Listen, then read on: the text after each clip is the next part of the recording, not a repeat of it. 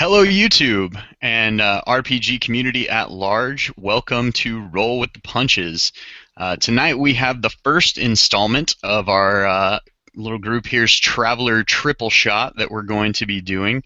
We're sans one player. Hopefully Nelson will be able to join us for future sessions, but we understand life happens and we will go on. I will give a second for all the players to introduce themselves and plug anything that they want to plug, channels, Facebook groups, so on and so forth, and then we will get started with the game. So we'll just go from left to right on my screen, and that means Chepe. I'll let you go first. If you like weird things, the channel's FaunTrodden. People call me Chepe. City of Dreams Facebook group if you want interest-based pickup games. OSG, One Shot Group, Facebook, RPGW3, and Chucklefucks Anonymous are all great Facebook groups you can get games on. So there's the plug. Very nice. Thank you, Chepe. And next we have Dennis. Hey, I'm Dennis. No channel to plug, but check out the OSG and the WW3. Very nice. And last but certainly not least, Mr. Robert Ogre. Hey, it's Robert Ogre. Check out my channel, Robert Ogre, on YouTube. One Shot Group, W3, all that stuff. Yeah. Let's go. All right. Thank you, gentlemen. So, without further ado, the endless void of space bends as light soars around the windows of the cockpit. Hyperspace, that familiar floating feeling that it always gives you, where even though the ship's artificial gravity allows for you to walk about normally, you always feel as though your steps are a bit lighter, or perhaps you move with slightly more alacrity than normal. On the holoprompter plays a broadcast. Today, the Grand Empire has reopened several new systems that will be open for colonization, one of which system is the Rand system, said to be on the very frontiers and holding unknown riches for those willing to go and explore its depths. We hear that ships are making their way there now, and that the voyage, while it may be long, is well worth the effort. You've been hearing these signals go out across the holonet for quite some time now. They've been promoting the outward expanse of the new frontier systems for some time, as Imperial Reclamation has lost the funds to be able to go in and reclaim some of these systems for themselves. However, it has allowed those select few who are willing to go and search for endeavors of profit to go and make a new stake in the universe at large. As you are finally nearing the end of the long months hyperspace travel, you feel a sense of wonder,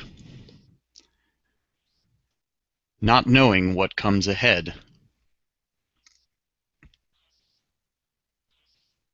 We find ourselves on the deck of a small scout ship, where 3 crew members currently sit at their appropriate consoles.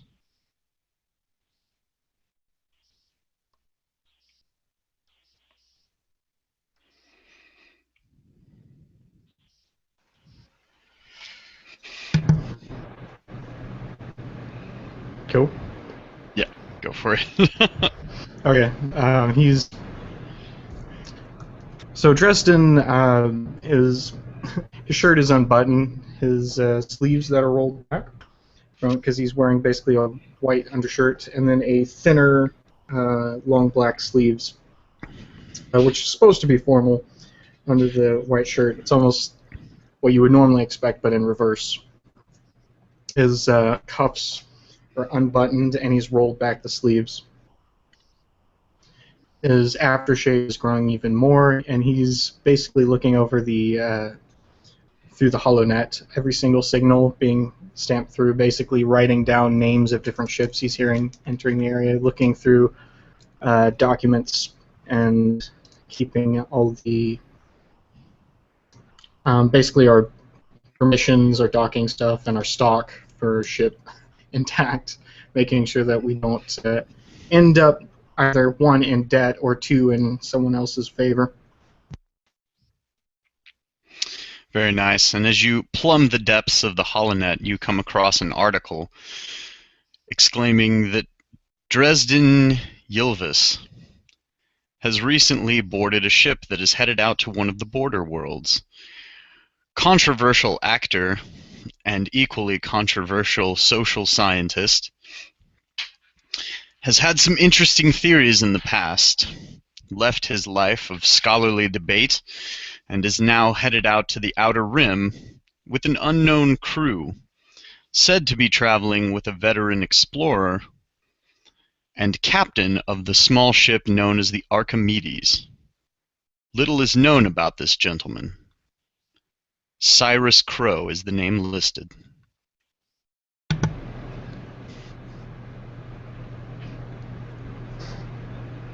Hey, Cyrus. Yes. Writing articles about us. Already? Already. I suppose you have more to do that than I do. I told you it came. Good. I'm kind of sat like in between the two. Cyrus is sort of in the middle. You just hear right into a cup. I'll sling that shit. I ain't worried about what they say about us. We're gonna get rich.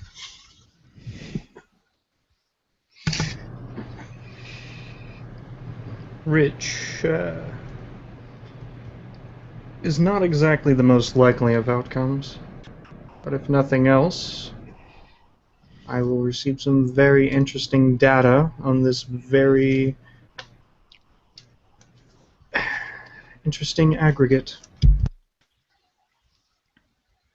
Oh, for sure, we'll get you all the new data that you want. This area that we're going to is pretty much unexplored, so who knows what we're going to be running into. You're not scared, Garrett? I put down. I'm playing solitaire with these like really old cards. Kind of put it down, and I ain't scared. As long as I got Maybell with me. Maybell, my tongue. That's all I need. And I look over at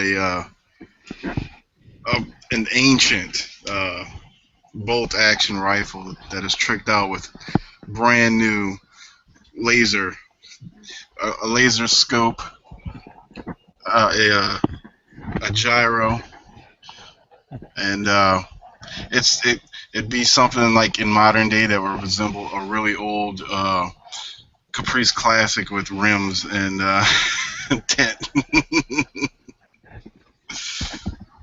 The name Maribel carved into the stock.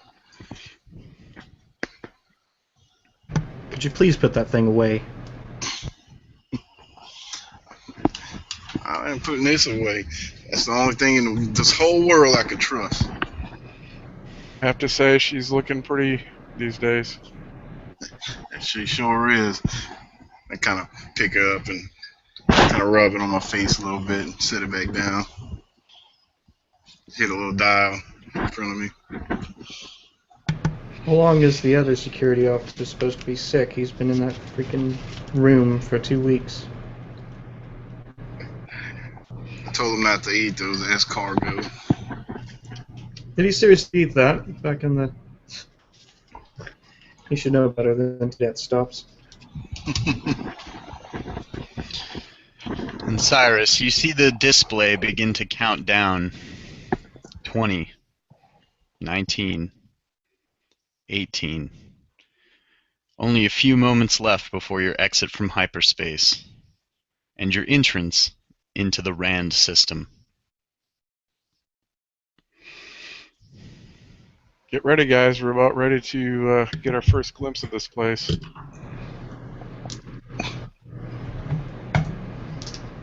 My hands are embracing my seat, and then it has no handles on it. It's like a little wheelie chair. And he just puts his feet firm on the ground and grabs the rim of the actual butt part of the seat, and he just pulls himself into it. You haven't seen much excitement from Garrett in the past few weeks, but cracks a big smile and goes, "Yeah, ready."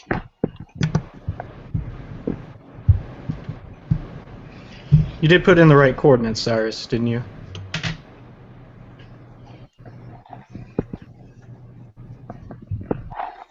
If I wasn't so excited about this trip, I might be offended by that question.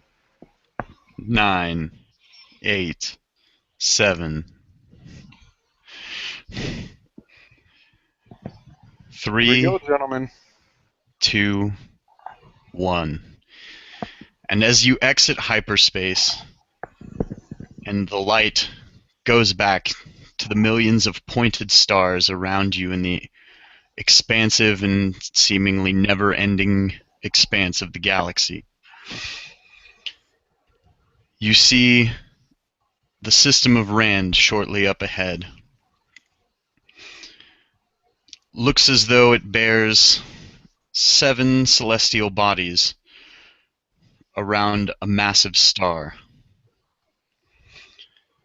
2 of which, from your years in the explorative services, you can tell could not possibly bear life.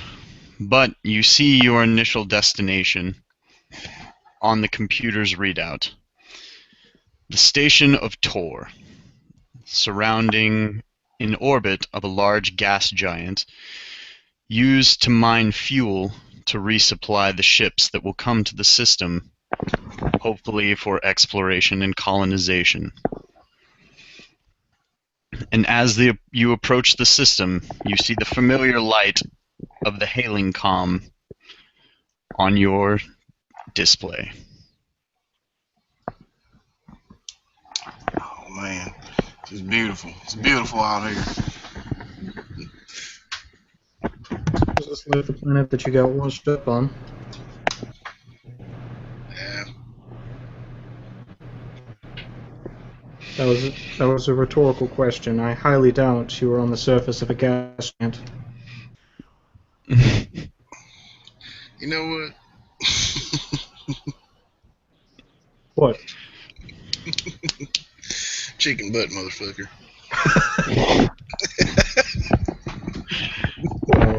As you make your way past a ringed body on the outer edges of this solar system, and you see the station up ahead, on the display, you are hailed.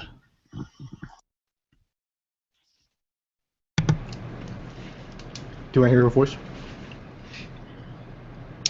Come in, Archimedes. Archimedes, this is Tor Station Control.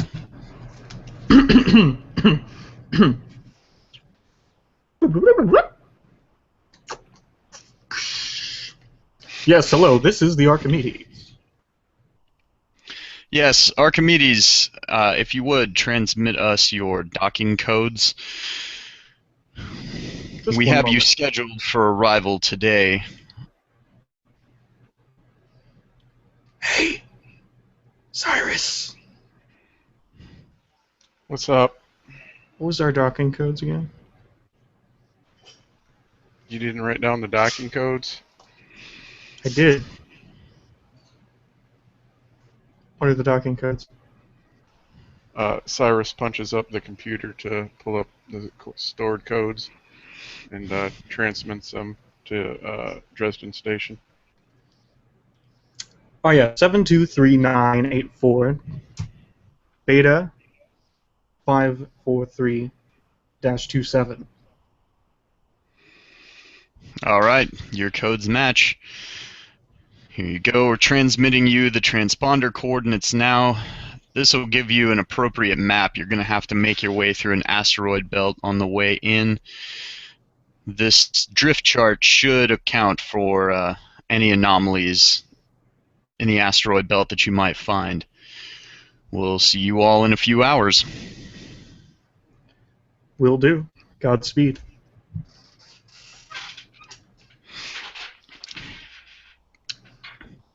See, wasn't that one of my better performances? Don't worry, it's just the first chance of many. You'll get used to it.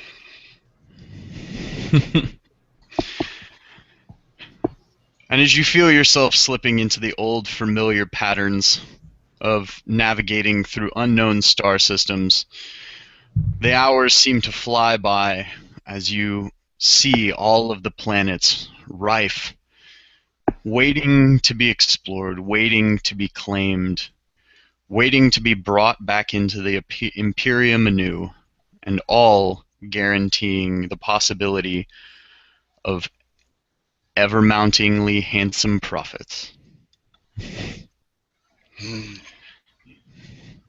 Yes. As you approach the system that you've seen in the display, the holo display, you can tell, did not do it justice. As the great white spire of Tor Station becomes visible as you crest the edge of the gas giant, and you see this.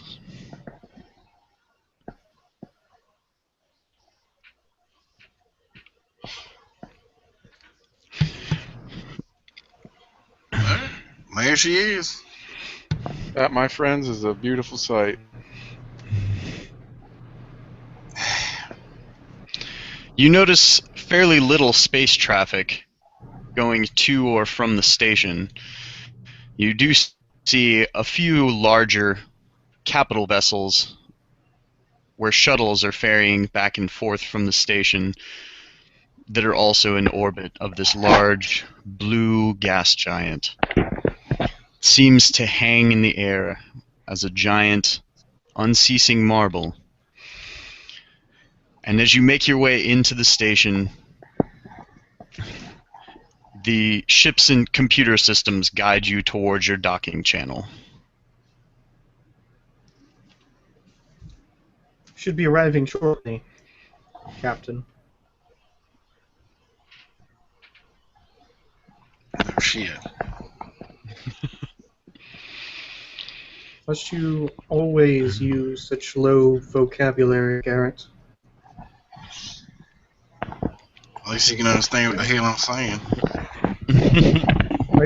Are you suggesting that my idioms are not quite to your liking?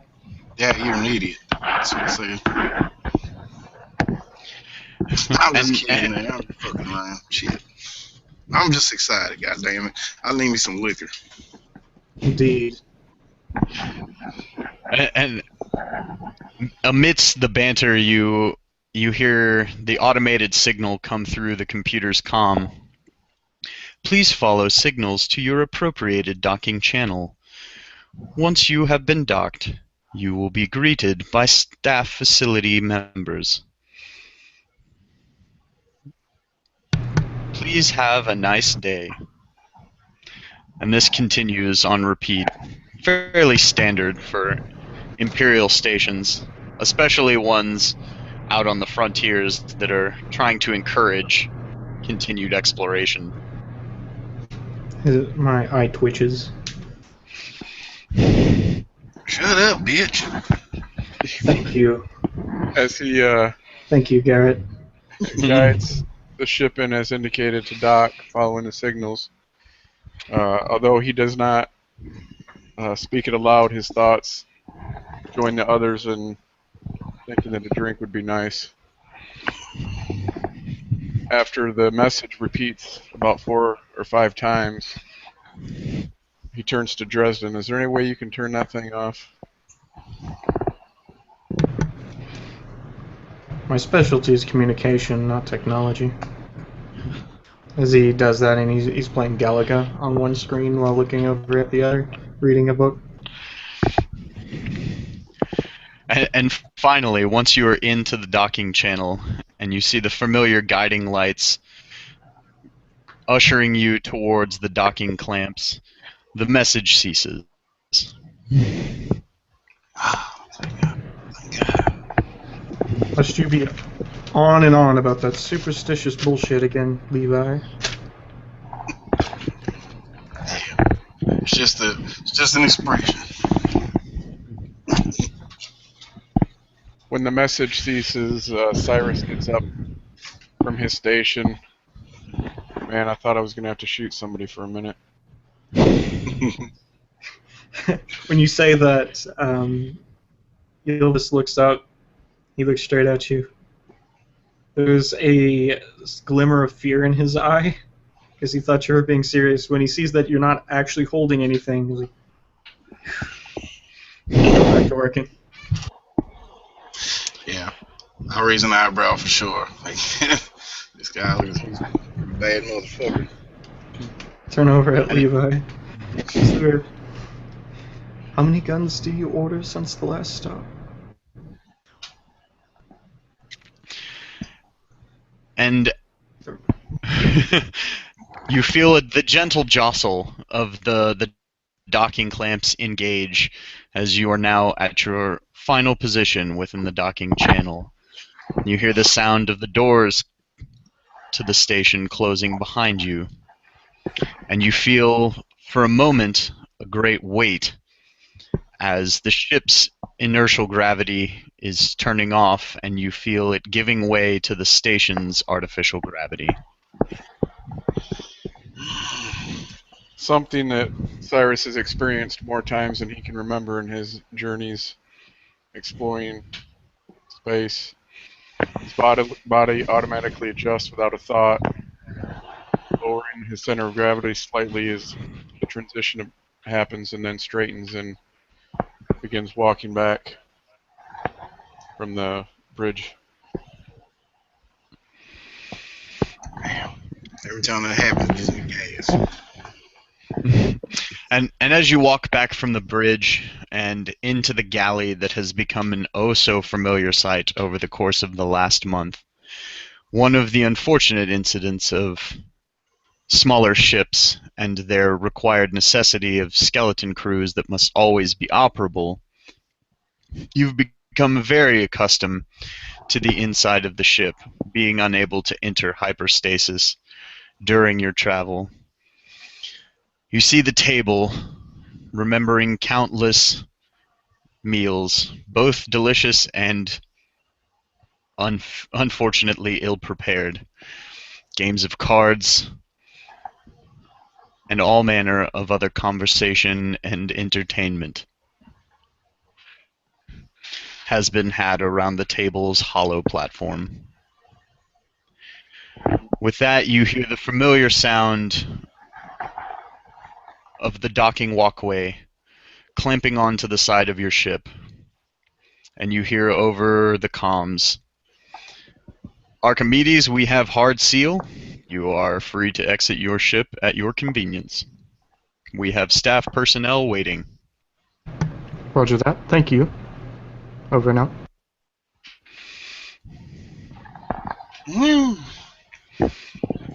Unbuckle my seatbelt. Would it be standard to carry a weapon in the open? You would know that aboard the station, personal weapons, because you're out here on the frontier, technically, since it's an Imperium station, they shouldn't be allowed, but out on the frontier, they're significantly more lenient. Personal arms are allowed, but larger weapons, rifles, obviously non-defensive weapons, are disallowed. However, you do also know that energy weapons are typically completely banned for their ability to punch through hulls, and you don't want a drunken gunslinger accidentally causing a breach into the vacuum of space. Alright, so I kind of pick up Maribel, give her a little kiss. I'll be back, baby. You know I always am. Sit her back down. Kind of brush some of the crumbs off of me and pick up all my cards and put them in there, put them back in the pack and put it in my pocket. Kind of comb out my goatee a little bit. Get some fresh chew in my mouth. boys ready? How are you even alive after chewing on that?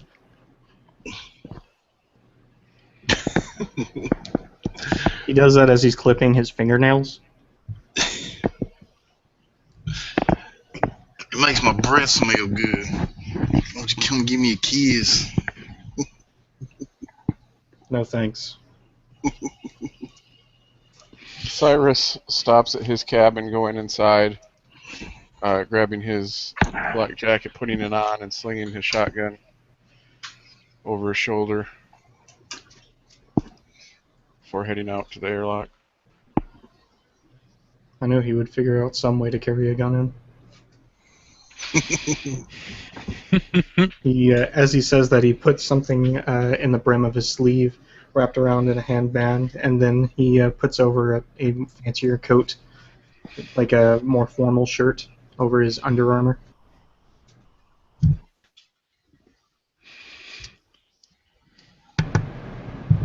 Captain, please wait up.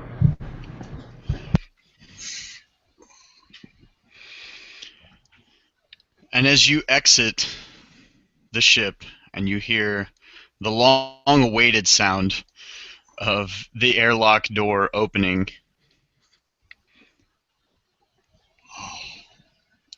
you walk through the catwalk inside of a tubular, almost plastic or rubberized looking tunnel, and at the other end you see a long metal hallway lined with glass windows that look out on to the planet below.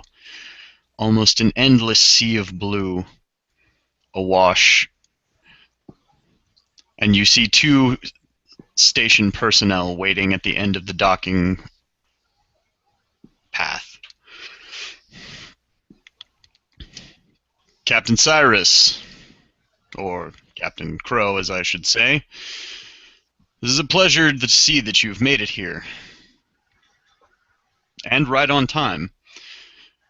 It's said that your punctuality is definitely something to be accounted for.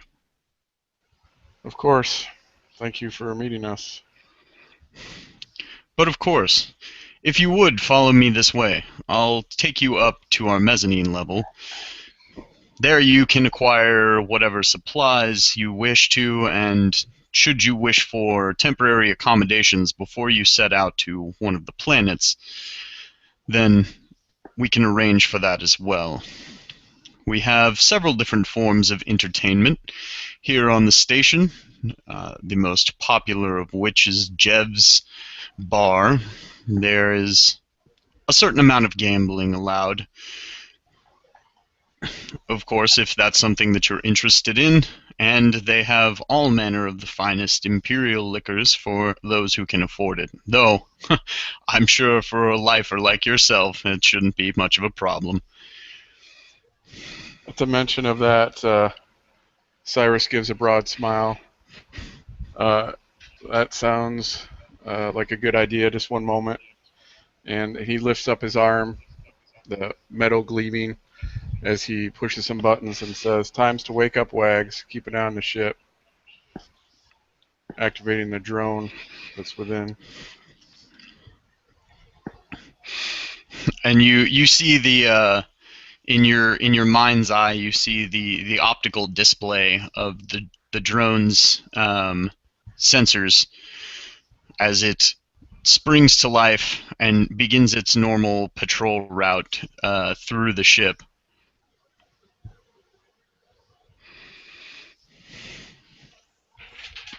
Now, I believe you said something about a bar? Oh yes, of course. Follow me this way, gentlemen. As you board the lift, you ascend up for what feels like an eternity from the lower docking levels up to the main mezzanine ring. And as you exit, you find yourself on a central platform. 4 walkways extending away from your current location in all directions, at the end of which you see windowed walls similar to that of the docking hallway. You can see the great blue expanse of the planet on one side and the endless expanse of the stars on the other. As the station slowly turns and the view rotates out. Please, let me give you the grand tour. Unfortunately, we are a fairly new station, so we don't have many in the way of vendors. Of course, there's the Imperial Supply Depot. You can find that on the outer ring here. He pulls up a hollow map of the actual station and points to the upper left quadrant of the ring. The Imperial Supply Depot is located here. You will find Jeb's Bar on the central quadrant above the level that we are currently on. You may either take one of the stair accesses or you can take the lift, of course. And in our southwestern quadrant here, you will find the Imperial Staff Offices. You will, of course, need to register your claim and which planet you intend to explore first, and you'll be able to acquire more information on the planets of this system and what we've learned so far there. Not that you're not capable of handling yourself, but, with so many coming this way, or so we are told, we have to be ready for all eventualities. Is there anything further that I can assist you with? Will you need accommodations, or do you intend to stay on your ship?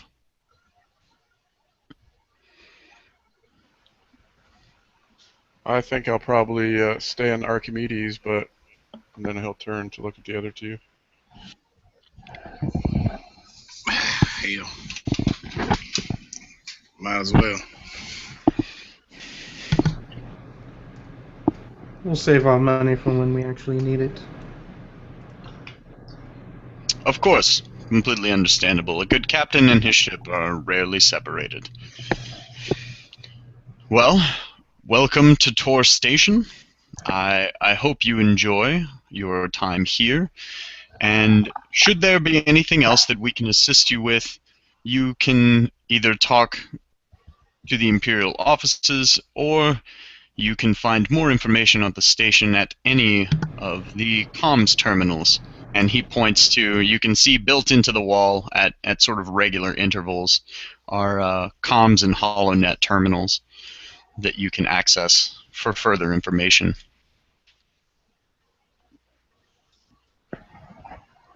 Thank you very much. Appreciate your help. But of course, Captain Crow.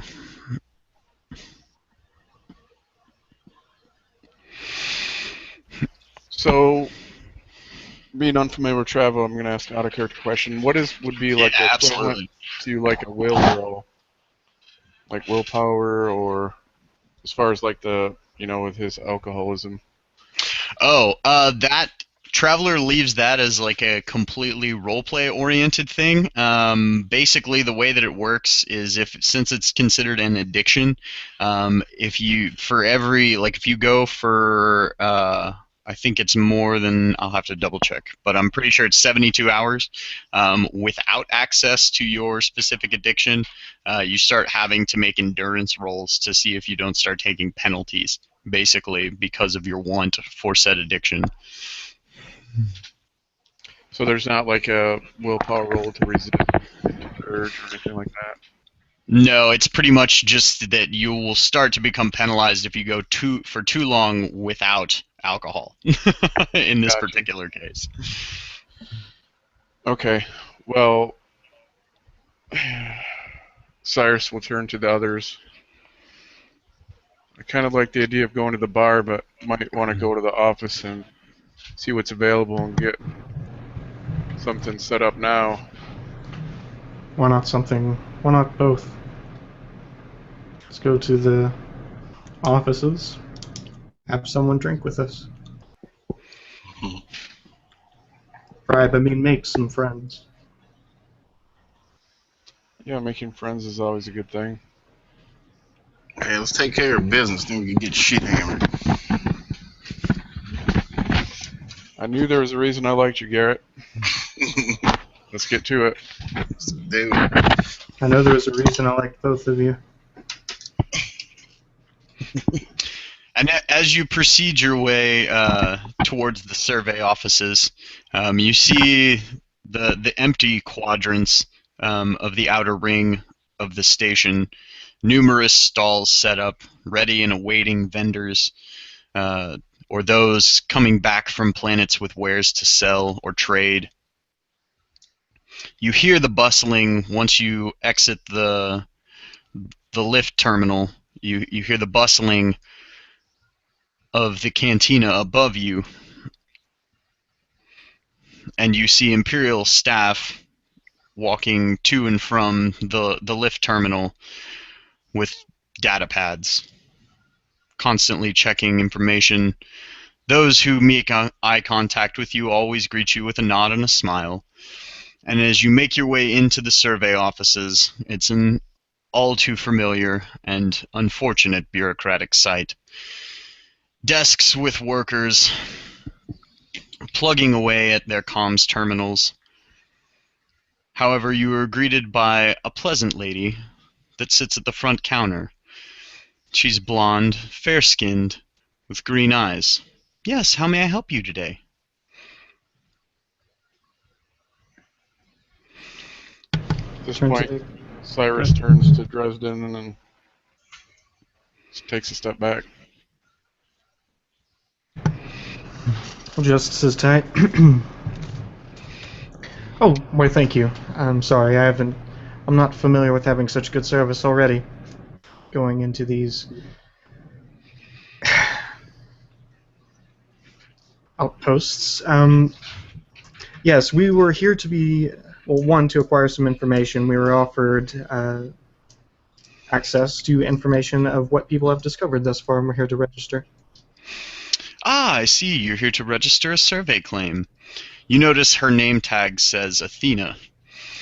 And which of the planets would you like information on? Or would you like me to simply transfer the data to your ship's computers? Yes.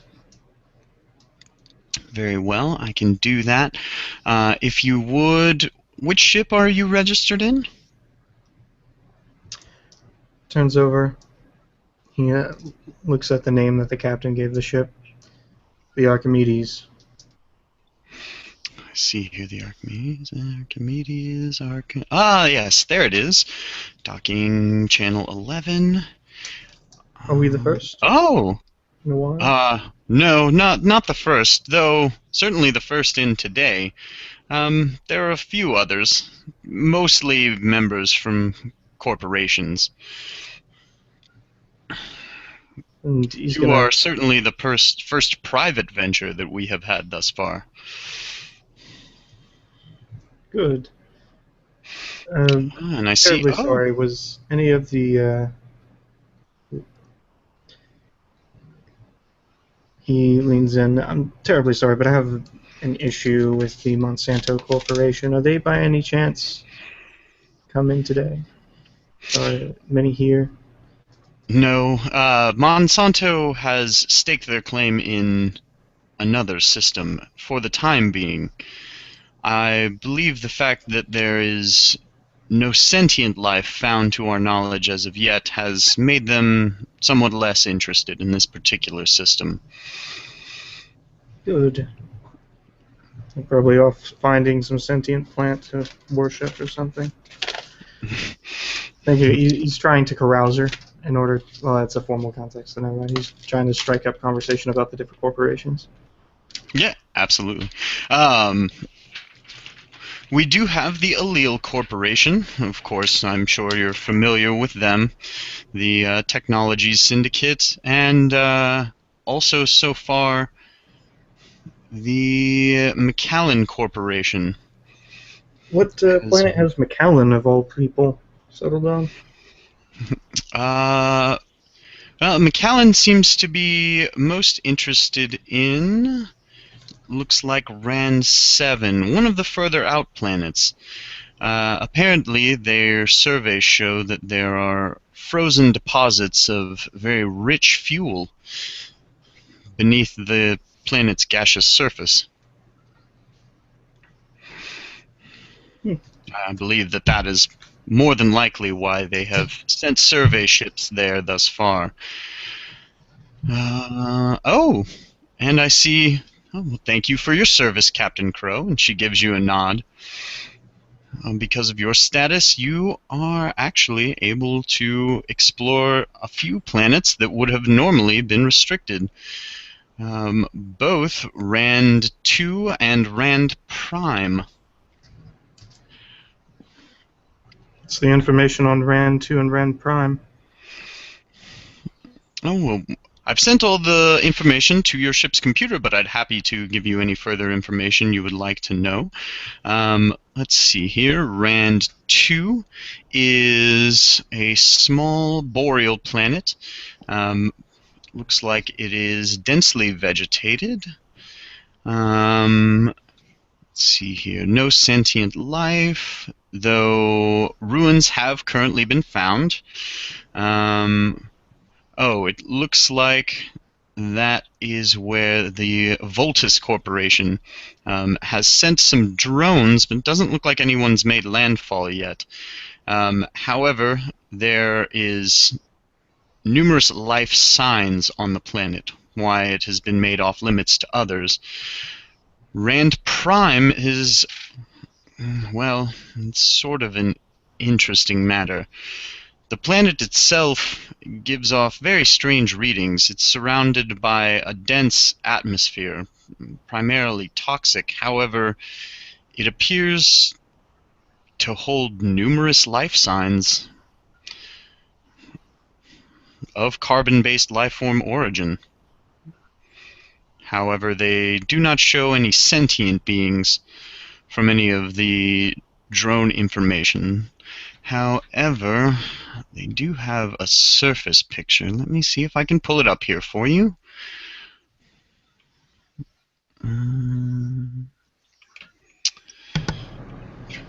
Being incredibly diligent. You just in a good mood today, or has work been so slow that you're so happy to have customers? Well, most of the corporations prearrange all of their survey claims.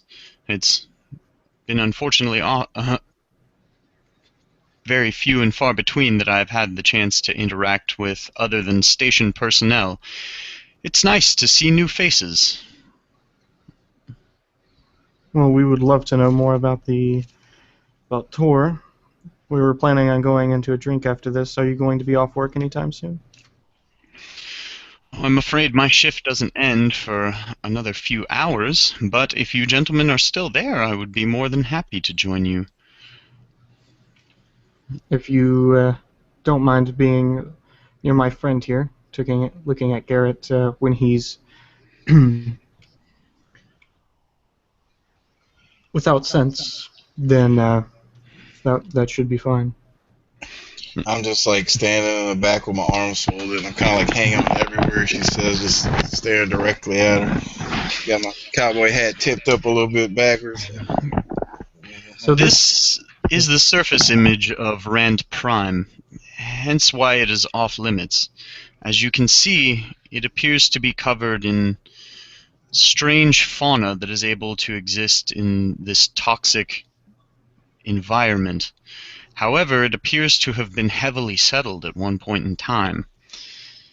By a former imperium, perhaps. The architecture looks similar. I see you know your architecture. It does indeed. That is what most have thought. However, we have lost several probe drones, and communications between the station and the surface are erratic at best. The atmosphere is very dense, and it is said, it shows here that gravity is 2 times Earth normal. Oh. You are cleared for exploration should you choose.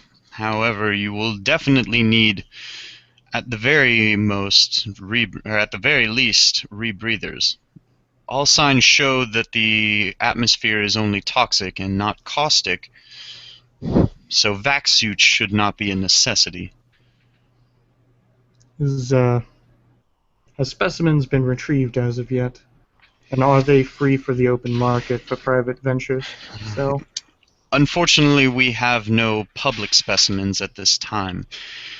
Anything you find on Rand Prime would, of course, be available for open market sale afterwards.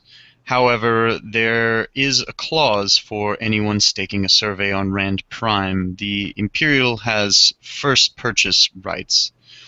However, you are still able to set your price. First purchase and not first offer. How kind. Are they at least paying you well for this bureaucratic deadblock? Yes, I'm well compensated. Oh, as long as you're happy then.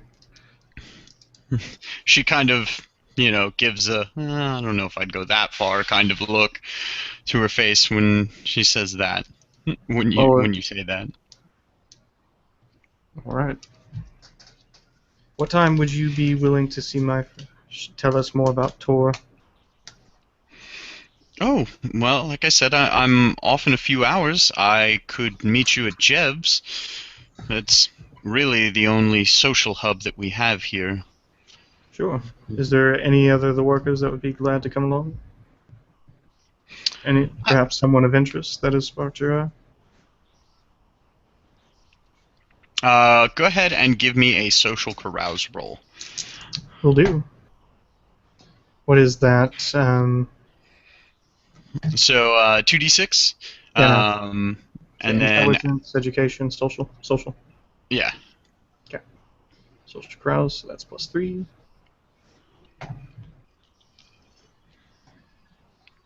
$13.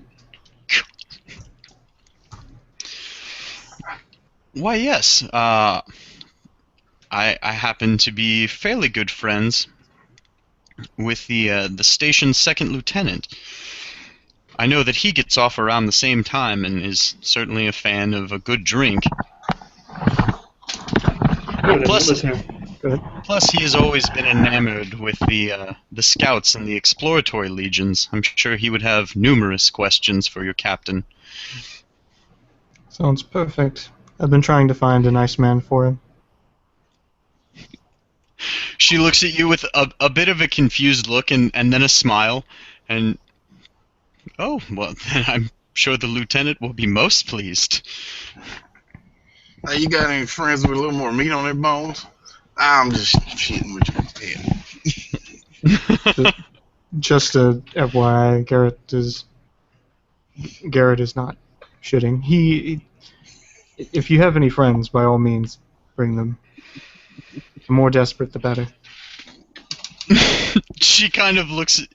Okay, I'll see what I can do for you.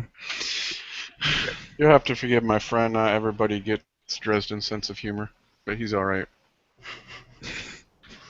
Oh, you didn't understand. Terribly sorry. I'm. Unfortunately, they've been unfortunate enough to be locked away in hyperspace with me for the past who knows how long. So they've gotten it by now. I tend to make disjunctured remarks. Wait, Dresden Ylvis?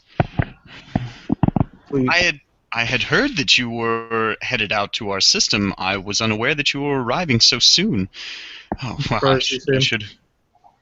Surprised you say my name with such positivity. Well,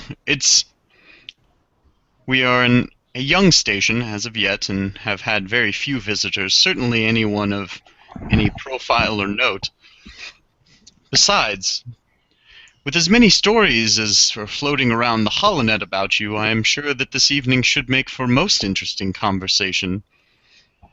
Indeed.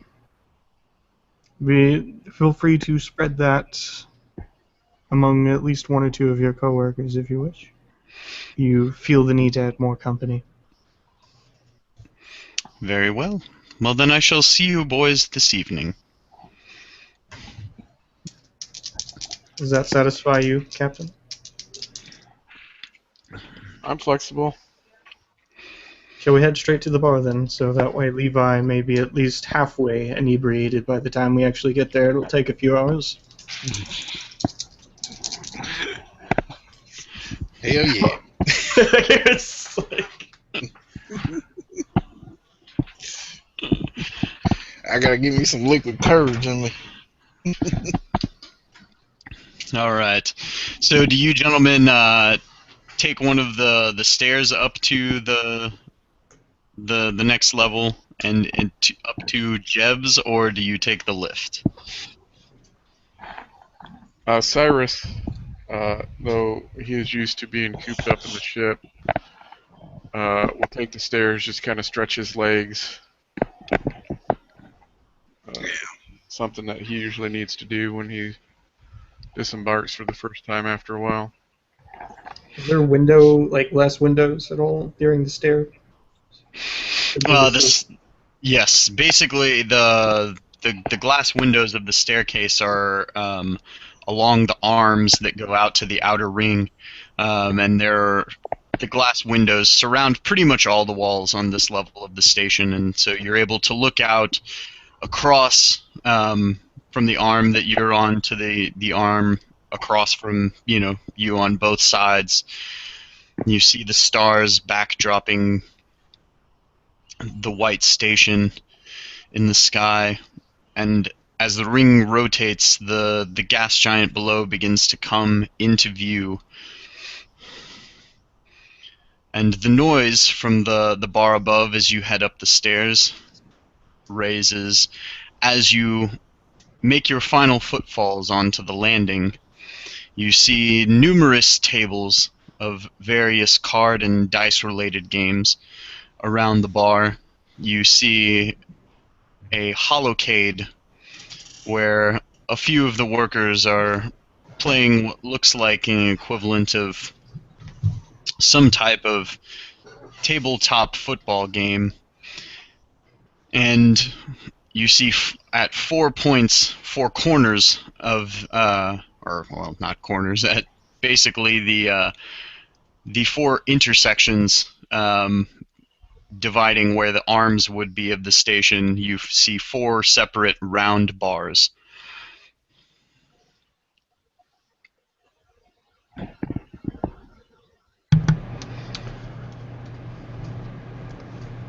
He turns over at Garrett and smiles. Still have those cards? Yes, I do. You want to make some money? Yes, I do. You want to get shithead hammered? Yes, I do. As I'm walking to the most empty nearest bar, make sure I get full attention. Alright, so there's basically, from the stairs that you've come up, there's one bar very close to you, to your left, and another not far off on your right. You see the others on the other side of the central lift column, and you notice looking across the bar now that there's a huge row of padded seating that goes around the outside of the lift column with tables interspersed and chairs. Seems to form the primary seating areas away from the gambling tables, and a very similar situation on the very outer rims of the level of the bar. The bar is very much a counterpoint to what you've seen in the rest of the station so far.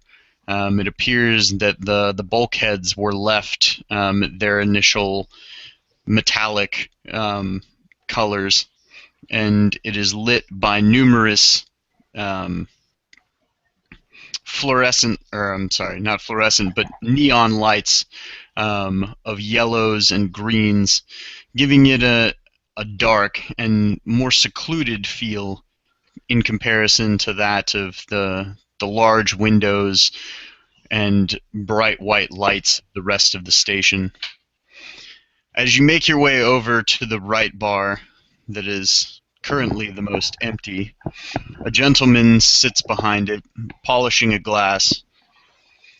Only one man currently sits at this bar. However, you notice his uniform, Dresden, is that of the Voltus Corps.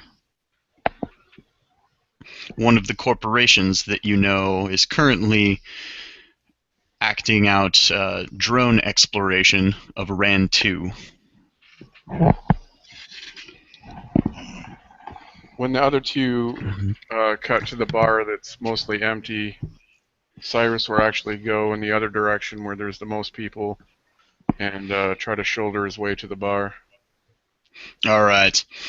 So as you sort of shoulder your way between what are obviously off-duty station workers, as well as a couple other, corporate officers that seem to be making conversation with each other, you manage to sort of wedge your way in.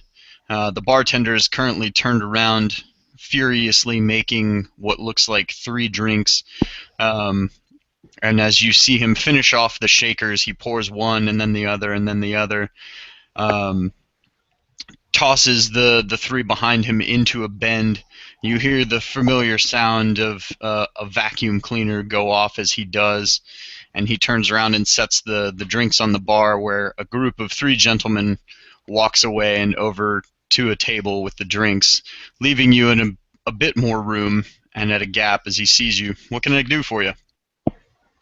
Yeah, I'll take whiskey, the best that you have, make it a double. Drop Got down it. 300 credits. I'm coming. By the way, which way to the bathroom? The lavatories are right that way, and you see that the arms extend into hallways only very short that terminate and end into lavatories at either end. He makes his way down to the laboratories. All right. You see the bartender kind of like look around at the shelf of bottles that's behind him. He hops up and grabs one off of a higher shelf, looks at it for a second. He looks up at another one, and he just sort of sets it to the side and hops up and grabs the other one. And you see him, sort of strong-armedly pour it into a glass, and he just turns around and sets it on the bar in front of you. 50 credits. So Cyrus hands over 60. And can I just start a tab? I have a couple buddies over at the other bar as well.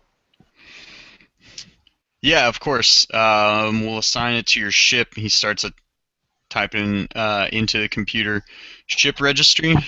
Or if you've got the name, I can pull it up from here. Archimedes. We just pulled in. All right, and can I see some identification, Captain Crow? He smiles and nods as he pulls it out, sliding it over for the bartender. All right. I've got everything I need. Just let me know when you need another drink. And you can see him rush over to another group around the bar. All right, Garrett, as you saddle up with 300 credits sitting next to you on the bar, the bartender at the empty bar looks a bit shocked after having just told your compatriot where the lavatories were. What can I get you? Let's see. I've been cooped up in a ship for quite a while. Tell you what, give me a double whiskey and give me some brewed hops, a big pitcher to go with it. Yeah, okay. He pull any particular type of whiskey as he looks down at the 300 credits and looks up at you. Give me the finest, cheapest whiskey you got. He when you say finest, he starts to turn around for one of the higher shelves and then cheapest, and he kind of looks back at the credits and looks up at the shelf and looks down where you can see they have the the lower end liquors, and you see him grab something off of the shelf directly behind him, obviously good enough to be within view of those coming to the bar, but not up on the upper shelf. He pours you a double and then begins pouring a frothy pitcher of what appears to be a dark brew of some type. and sets it on the bar along with 2 glasses, obviously assuming that the pitcher is for you and your compatriot. You gave me 2 of them. I like you. Go ahead and I slam down my my whiskey and I start pouring my my mug up. Take a drink. I look over at the guy sitting next to me and kind of see what he's drinking. He appears to be sipping on a cocktail, somewhat minimalist, fairly clear. You can tell from looking at it and from the sound that it contains something effervescent, and there appears to be some sort of fruit in it at the bottom of the glass.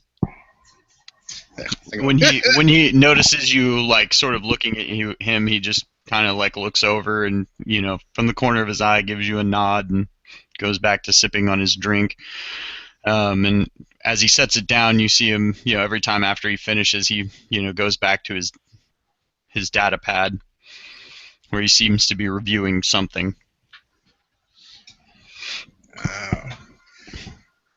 I see you back. I only know what you want. You want some of this here brew? You can have some. He gave you a cup. I don't know what the hell he's thinking. You might want to get in with this guy over here. You might know a little something. Already on it. That's So I try to pretend like I looked over his shoulder already. That's some pretty interesting stuff going on, Ren, too. He takes another drink, and he sort of sets the data pad down, face down on the bar. Oh? Have you been exploring there? I was told that Voltus was currently the only company sending drones to Ran 2. As he looks, like, kind of turns to you in his stool and looks you up and down. You don't look corporate. Private exploration? Maybe. So what have you heard about Ran 2? You know.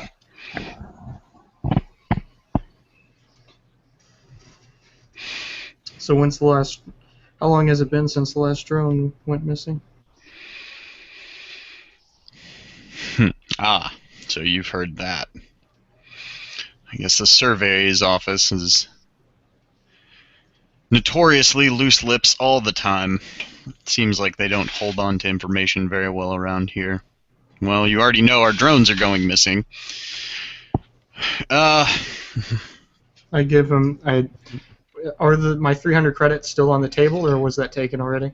No, he hasn't taken it. He's basically the bartender has been serving you drinks and just sort of taking from it, you know, what he's needed from for Garrett's drinks thus far, which has been a pitcher of brew and a double whiskey. You can see that there's really only about 30 credits missing in total. Take out another 30 credits. Actually, no, I take and I put like double that amount. Wine, please. The bartender, again, you know, seems kind of shocked. You can tell that perhaps this bartender is not the most popular. And as you sort of look over at the level at which he pours your glass of wine, you can see perhaps why. You can definitely tell it's a fine vintage red. You can smell the full-bodiedness, and as you swirl the glass, it definitely has legs on it. Give him another one for him, please. Pointing to the lieutenant. He just shrugs. Absolutely, I'll take one. He polishes off his drink and takes the glass of wine in his hand. He sniffs it. You're a man of good taste. Wouldn't expect someone like that to be out here exploring on a private venture. Takes a sip. Undercover corporation? It's frontiers, especially outposts, are Gusselschafts, and it helps to know the right people in the right places. Keeps us all alive.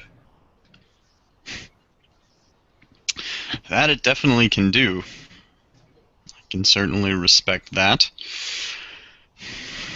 So, as you said, our drones are going missing. We haven't had any go missing for the last 24 hours, which the Would you company like is another one of those wine?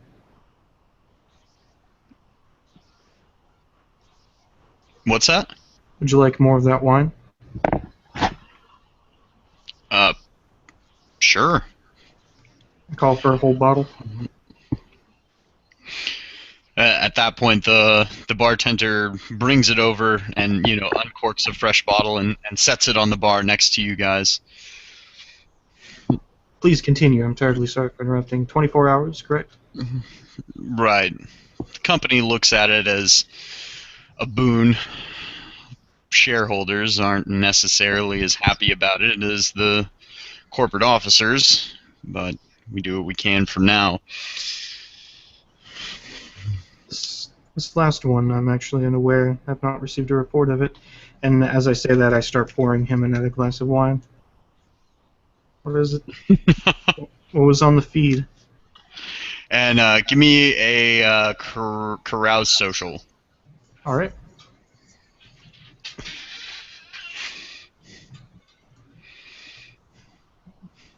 Look over at Levi. What is he doing while I'm doing all of this?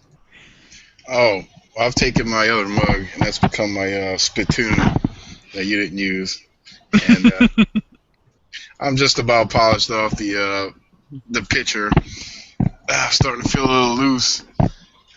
I'm listening to everything you guys are saying, but I'm not looking. Like I'm listening, but I'm not looking. All right, and as you pour the glass of wine, we'll jump back. Cyrus, drink in hand. Yeah, so Cyrus will glance around the bar, looking for anyone of interest. Any females that might catch his eyes. He absently downs the first drink and then motions with his finger at the bartender to refill it.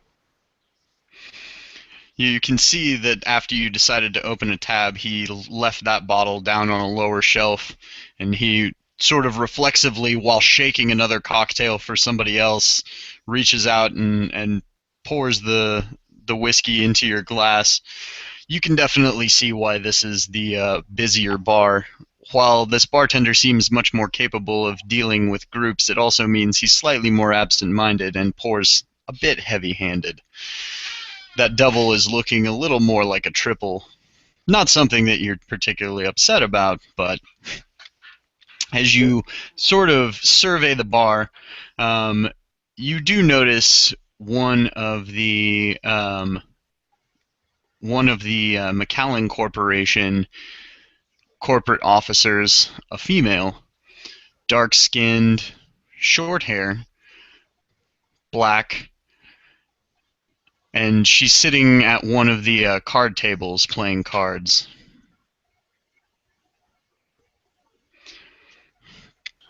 So now that I was able to down that first double shot to kind of even my nerves out, that familiar taste on my tongue, I take my time enjoying the second shot as I casually begin to meander over to the card game, not looking directly over anyone's shoulder, but just watching what's going on.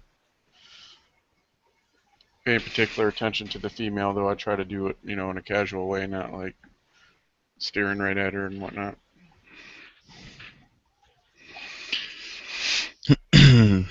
She sits there, and you can tell that she's playing very reserved. The game is Babbage. It's basically an iteration of a very long ago card game known as 21 or blackjack that you're somewhat familiar with. The rules are, for the most part, remain unchanged. However, the name of the card game has been renamed because of its repopularization on a holovision series about a group of gamblers. And as she sits, you can tell that she's playing very reserved. She loses a hand, always very small bets. Then suddenly you see her put an entire stack of chips in, and a winning hand comes up. Obviously a seasoned player. She seems to notice you sort of looming as she glances over in your direction, gives you a look for a few moments, and then looks back down at her cards. Does she have a drink? She does. She seems to be nursing a cocktail, something dark, on the rocks. Your guess, rum? There must be coffee involved for it to be that dark. Is there any like wait staff that come to the table, or is it just you have to go to the bar to get a drink? You can actually see that there are built into the card tables and dice tables. There's actually basically like an order screen where one can reorder drinks. Okay, so what I'll do then is I'll make my way over to the bar again to try to get the bartender's attention. You see him finish off another round of drinks, hand them to their respective owners, and he just looks at you. Another one? I quickly down it and slide the glass over, and then I nod over my shoulder to the table. You see the woman, the good-looking, dark-skinned one there, the McLaren? He can't. Like, you see him try to look past the crowd of people, and he obviously steps up onto something that's behind the bar and puts a hand on it to sort of look over the people. Yeah, I gotcha. What's up? Can you send another of whatever she's drinking? He punches through the computer for a second. You got it, boss.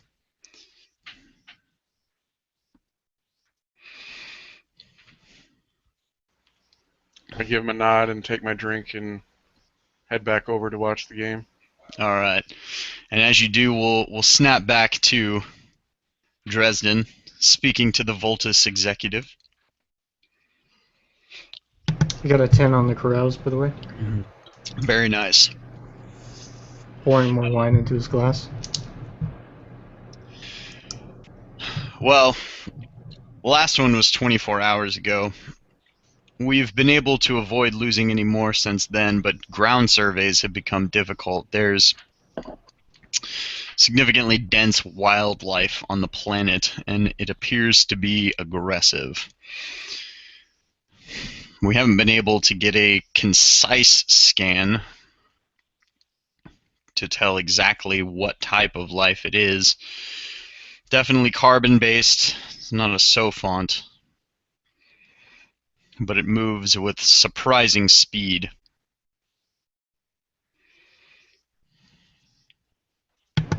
Kind of surprises me it's not a SOFONT. Take that, and I poured a little bit more into my glass. I've just been filling it like little by little without actually drinking it for the past while. Just so while I'm distracting him with conversation, just so he hears the pouring going into my glass. And then I make sure I pour in more into his as soon as it's a little less than halfway empty. Very nice. Then what is it?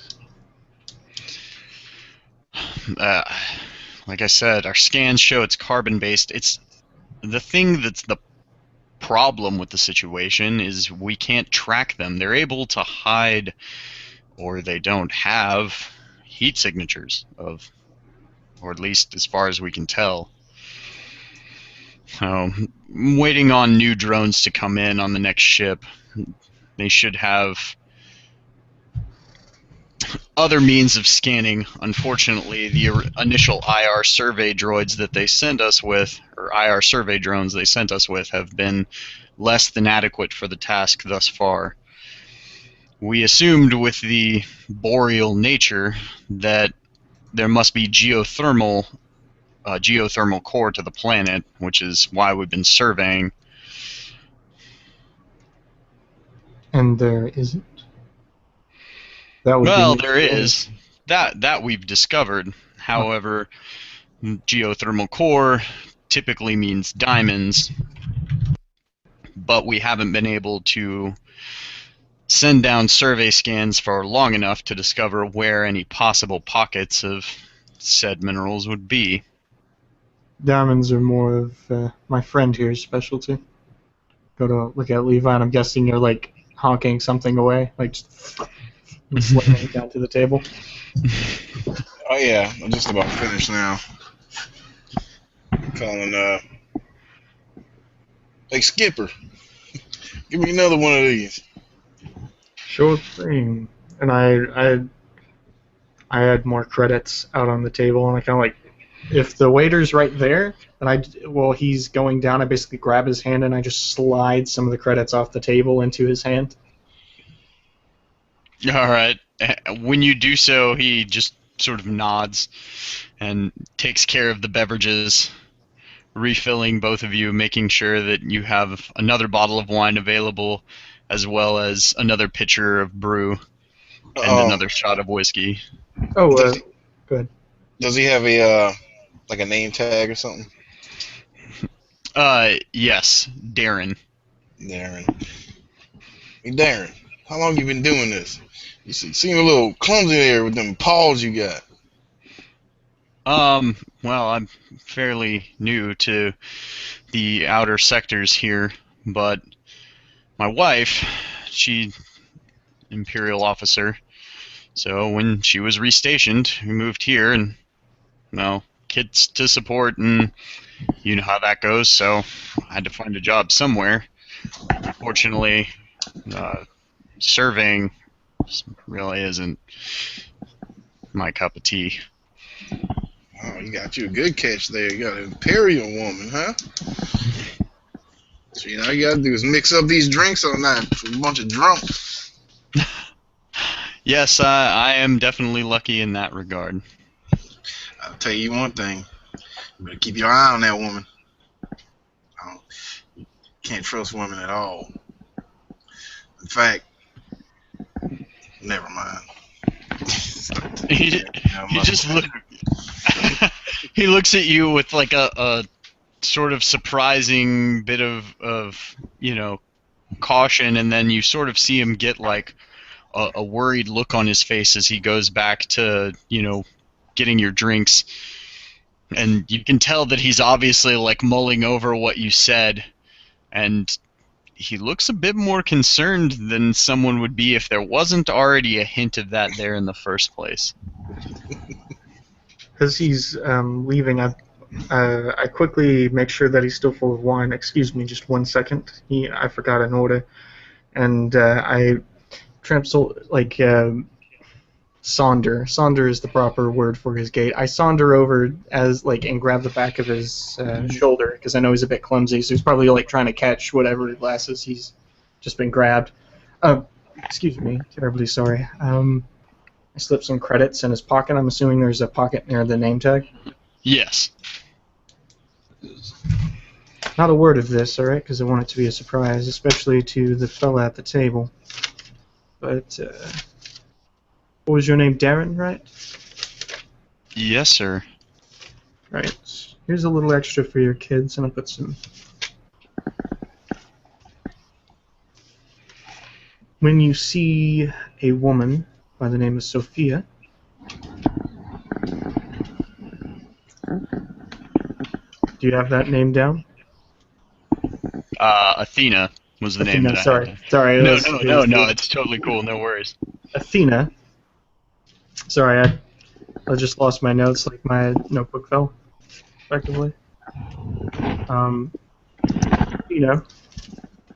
She has blonde hair, very nice. She works for the She's a pencil pusher. Palms pusher. Should be easily recognizable, yes.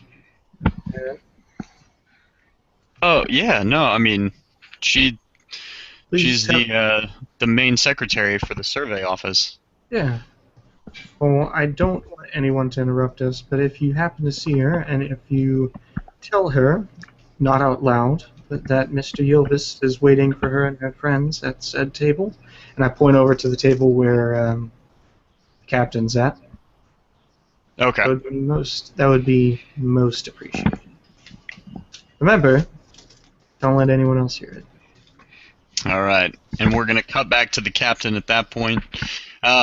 So you've taken up your seat at the table nearby where the McAllen executive is playing cards, and you see the barmaid deliver the drink that you purchased for her, and she looks a bit confused for a second, and as she sets the drink down and she looks at it, and then you can see out of the corner of her eye she notices you now seated at the table, and looks over, and you see a glint of a smile shine across her face as she sort of points to the drink and raises her eyebrows in your direction. I give a slight nod and a smile as I lift my drink in like a toasting motion and then take a sip of it. She lifts the other drink that she had, and polishes it off at that point, sets it to the side, and slides yours over in front of her, and gives you a nod, and she sort of gestures to the seat next to her at the table. So, yeah, he doesn't hesitate or need a second invitation. I get up and move over, sit down next to her. Holding the drink in one hand, I offer the other. I'm Cyrus.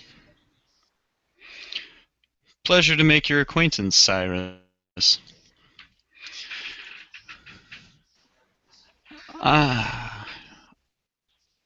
I'm Angela. Well, it's nice to meet you, Angela. Seem to having pretty good luck here at the table.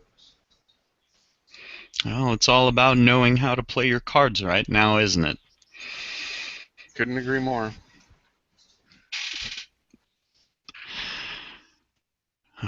So, are you a gambler? You've obviously come out to the new frontier. I can tell by your attire, no offense, of course. You're not with any of the corporations, or at least if you are, you certainly don't dress like it. I'm in the private sector now, you could say. Now? Yeah, I wasn't with the corporations, but I used to do some explorations for the scouts. Oh, I see. An imperial man. Yeah, one time. Care to play a hand? Sure, why not? I got some time to kill. You can see her pick up a small stack of chips and sets it in front of you. Here's to hoping that I have gambled correctly. Cyrus gives a smile and is like, I agree. All right, and we're gonna cut back to the wonderful Garrett at the bar. Finished downing your former pitcher. You're now re-upped. What's Garrett up to? I'm starting to take that one down a little bit. I kind of noticed that that look in his face. So you come over here, Darren. Since you're new to this, you got to talk to the people you serve the drink. You know, that's all part of being a bartender. You got to be a therapist too. You come over here. Therapist? Is something wrong?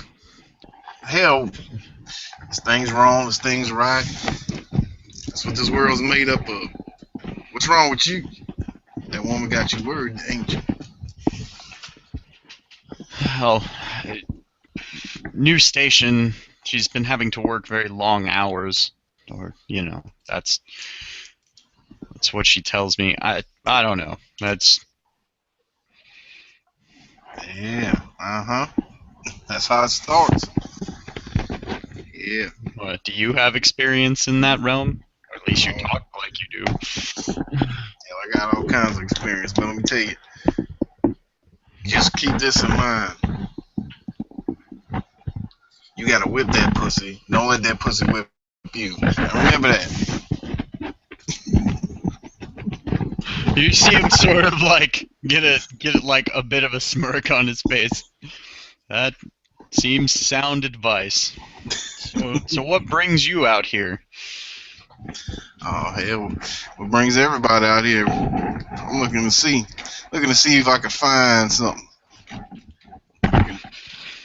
Can find Well, something somebody's looking for. You know what I mean? Everybody's looking for something. I'm here to find it. this is very true. Everybody here is definitely looking for something.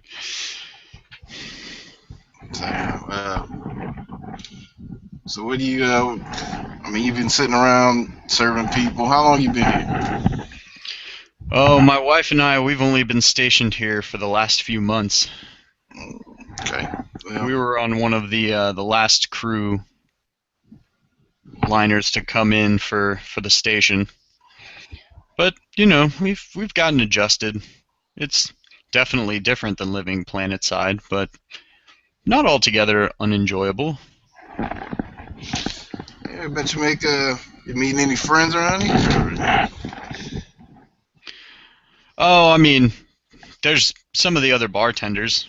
We tend to get together and, chat once the shifts are over and the bar shuts down for the evening. Yeah. Do you hear anything good? Anything good coming off of some of these planets they got around here? Oh, I mean, you hear all kinds of stories. I hear there's a few planets where they won't let certain people go. The ones that are open, well, corporations moved in on fairly quickly. There's a few that the corporations were asked to stray away from to continue attracting, I guess, private ventures like yourself. Mm-hmm. Yeah. Why you think that is? Why you think they're steering people away from there? Maybe they thought there wasn't anything of value. I don't know. I mean, one of the other bartenders, John, I mean, he says that he thinks it's because they need private influx. If it's only corporations, then it's just money back and forth between the corporations. To create an economy, I guess they need just normal citizens too that aren't necessarily corporate workers. Right. They want to keep on sucking the money out the regular man. I know how this shit goes. I've been around the planets a couple times, I'll tell you. That's alright. You're willing to do what it takes to make the fines. We out here putting ourselves on the line. They want to send robots down. We're gonna go look with our own eyes. That's how you get shit done. I mean, I suppose that would be one way to get direct intelligence, so to speak. That's right. See my boy over there? That's our intelligence. Pointing over there at Dresden. All right. I give him a wink. Dresden, now that you're back talking to this Voltus corporate official, having given your standing orders to Darren for when Athena arrives. Garrett, is he treating you properly? Oh hell yeah. Okay. I'm just talking shit like normal. Yeah, I'm fucking bored. I grab the wine glass that he hasn't that he hasn't drank out of yet, and I hold it up and I swirl it a little and sniff. Cheers. Cheers. I How hope are your you, endeavors here are profitable. How are you feeling? How am I? Mm-hmm. Oh, we've already worked our way 3/4 of the way through this glass. Yeah, I suppose I am feeling rather pleasant. Indeed. And he has Thank a you for the fourth. reminder, though. I shouldn't stand up too quickly. Probably not. Cheers to good health. Indeed. Takes a second, and Yovis takes a second sip. Looking at him, expecting him to hold up his glass. He does, and takes a drink as well. As he's hoping. So, have you staked your survey claim yet? Or are you here for other means?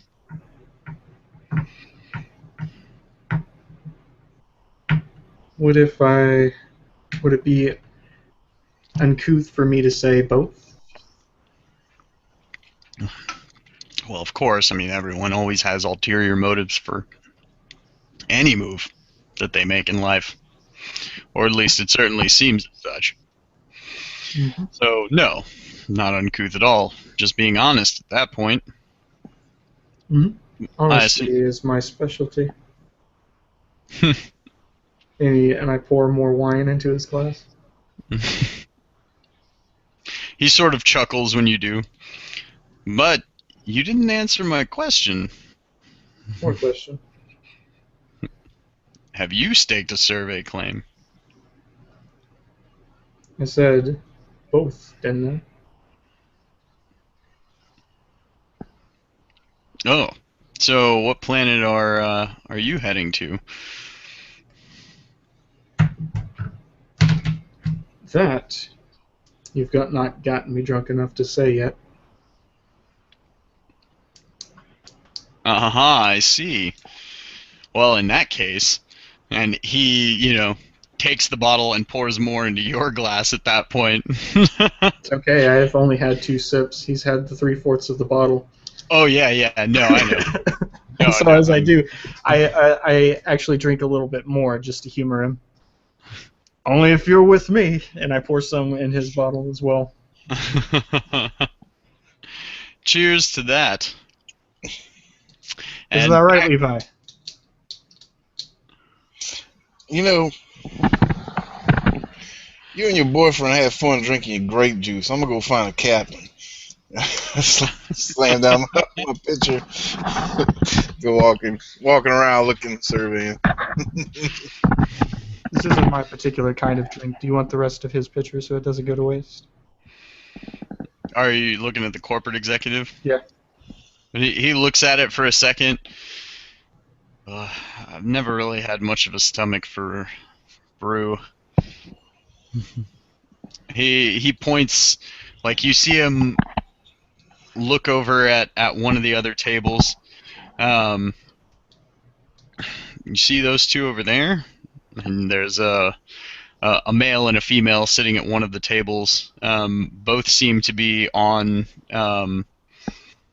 comms tablets discussing what looks like data information or some sort of data with each other. Both dressed in official Imperial uniforms, but obviously off-duty as their coats are unbuttoned. That happens to be the station's captain. Huh. And as you can see, and he is a wonderful fan of brew. And you can see that he's sitting with a mug in front of him. It's nearly impossible to get him to actually open up about anything, but having friends in the right places certainly never hurts. No, it doesn't. Do you wish me to give it in your name? He looks at you. You're going to give up an opportunity to garner favor with the station's captain? A favor.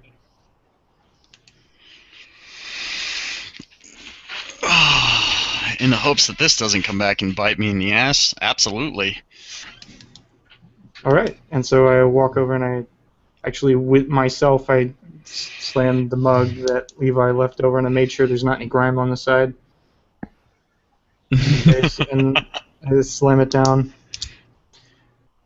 Waiter, 2 more on me. 2 more pitchers? Hmm. I raise it up to him. Okay. He goes and, he pours them and sets them in front of you. Courtesy, and I insert the name of the captain, or the guy from the corporation. Reginald. Reginald. Courtesy of Reginald, and I point over to him, and I'm assuming he's a bit, like, inebriated at this point, or at least a little tipsy after almost a full glass of wine. Yeah, oh yeah. No, he's definitely, he's not like cockeyed or anything like that, but he's definitely a little saucy. And Pete raises his glass up towards the captain as you set them down on the table. The captain looks at you, the stern look. You can see it's Captain Hargrave emblazoned on like the nameplate of his coat, and he just gives you kind of a stern nod. Thank you. That'll be all. Just And you can see him like, he definitely takes and pours, into his glass and then raises it towards the gentleman at the bar. And as you sit back down at the bar next to the inebriated Reginald, that's the most favor I've seen him show anyone yet. And we're going to cut to the captain sitting at the card table playing Babbage with the exotic Angela. And you see out of the corner of your eye Garrett approaching. I'm gonna see that that he's sitting there with this pretty lady. I'm gonna leave him to what he's doing. I'm gonna find I want to play a game too, but I'm gonna find another place to play it. All right. So there's another game, like there's a table very close by of a game called Shock. That's a familiar dice game. All right. And do you just settle in there and listen in, or? Oh yeah. All right. Sit down and see what they're doing. So as you guys are continuing to play cards, so have you staked your survey claim yet? Not yet. We just did some checking out some possible leads, but we haven't made any decisions yet. I see. Favoring anything in particular? We heard some interesting things about a couple places. Ram Prime, that might be a little difficult. She kind of like rolls her eyes when you say Rand Prime. Yes. The supposed jewel of this system. Too bad there's so little known about it that sending anything down there is a complete crapshoot. Yeah, it's one thing to gamble, and it's another thing to do that, like facing really bad odds. Yes. Odds against you are one thing. Odds completely unknown are something far together different. However, you certainly have one thing on your side.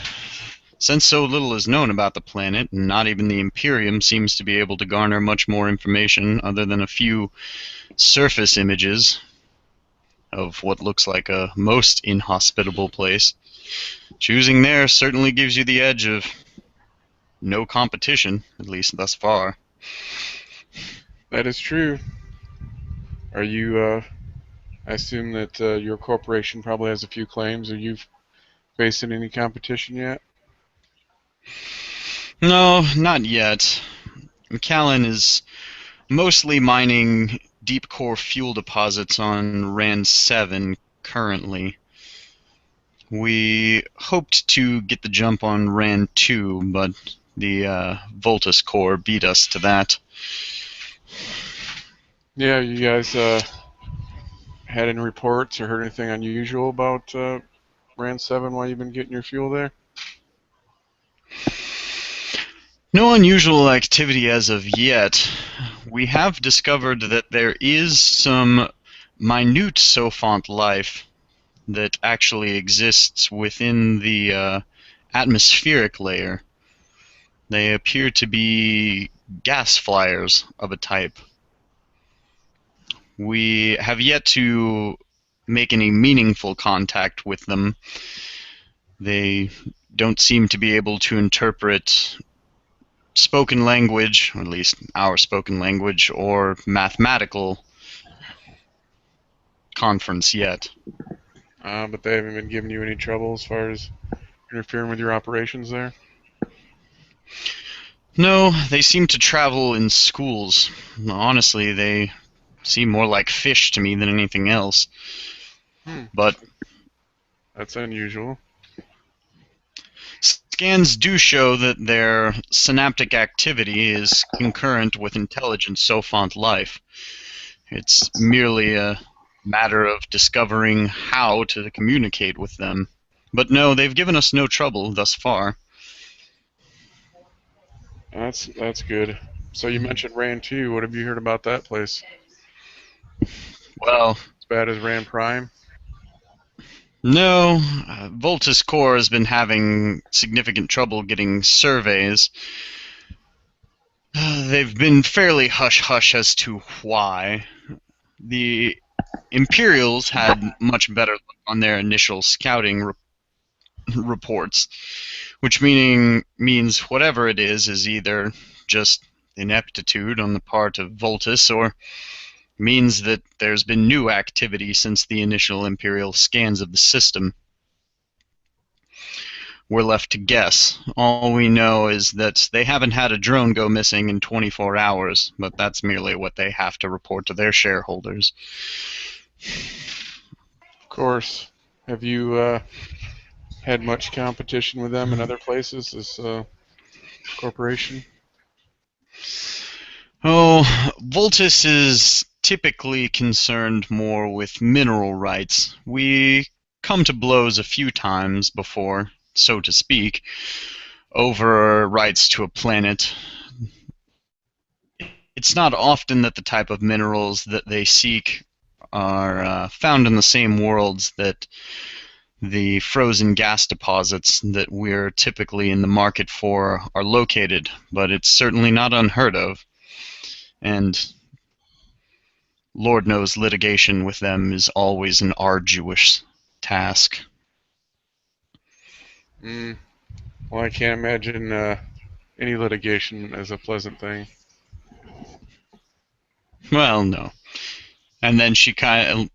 I suppose it's not exactly pleasant, but sometimes it can definitely be intriguing. And as she says that, she gets almost this, like, predatory glint in her eye. At that, Cyrus just lifts his drink, taking a sip as he raises an eyebrow, a half smile on his lips.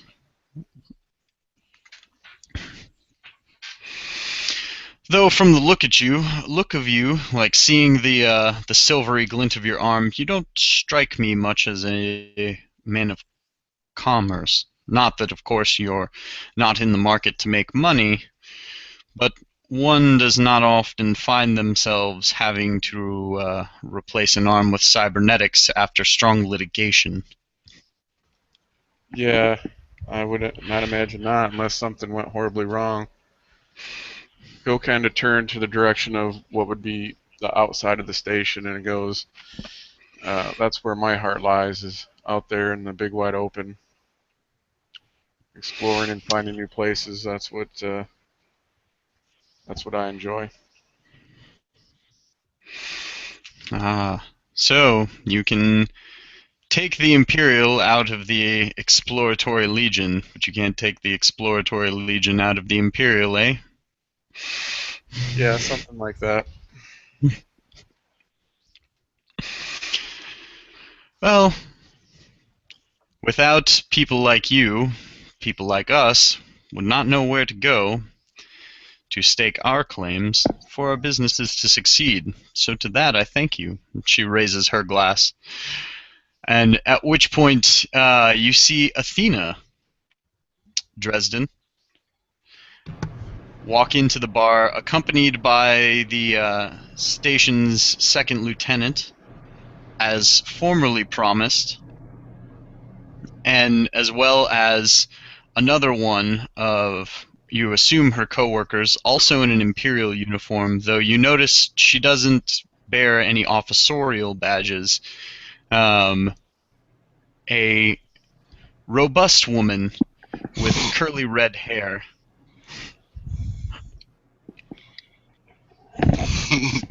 I'll let the waiter introduce them to the table where the captain's at, like I intended. While I'm still pouring the last bit of wine into his glass. So, I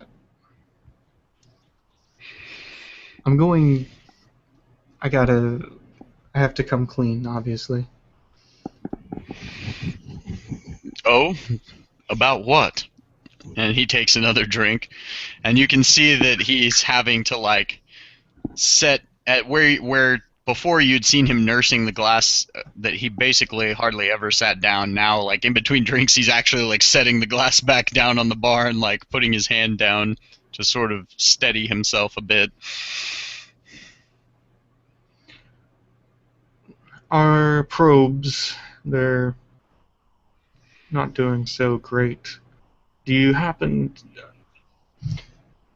Would your company by any chance still have some leftover parts? I'm assuming, since you'd be smart enough to use EMG, or perhaps some form of mass spectrometry. Well, of course, those are the drones that we've got coming in right now. Unfortunately, all they sent us out with initially was IR drones. They don't want to risk anything that expensive on an initial survey sweep, just to see if the geothermal activity could be confirmed. Now that that's confirmed, EMG drones will be here soon. So you don't have any extra equipment? Makes my job a lot harder. I've got all the IR drone parts that you can shake a stick at. But unfortunately, no EMG currently. All right. Are you looking to trade? Perhaps. Would you mind taking my number and I put it down? Just in case. And you can see him, he kind of, takes the bar napkin and he flips over the data pad, and you see him basically like minimize what was a picture of some type of, it looked like a dark cave almost, with large white stalactites and stalagmites at the upper and lower portions of the entrance of this cave. And as you mull it over in your head for a second, you kind of feel like it looked almost more like teeth than it did a cave. What was that image? And he, sort of drunkenly, haphazardly puts the information of yours into the data pad. What was the nearest? Was that near? No, it couldn't have been. This last drone, was it near the ruins? What? Oh, you're talking about the one that we lost yesterday? Mm-hmm. Yeah, I mean, it was on the outskirts of the ruins. We don't seem to lose any that are in the ruins. However, mining deposits there, at least from the initial scans, both optical and IR, have been fairly low. Was it? You did double check your coordinates, right? Like it wasn't. It is in the ruins that I'm thinking of. Well, I mean, I suppose that depends on which ruin site you're thinking of. I mean, there's quite a few, but it was near the it was near the big ones on the southern continent. So it was.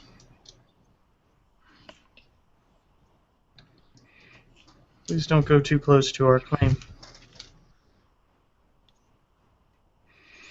So you did stake out on Rand too.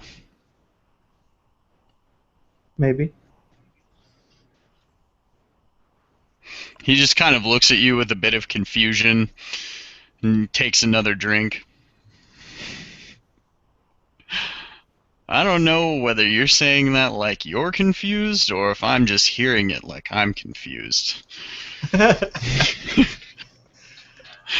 and at that, Athena goes.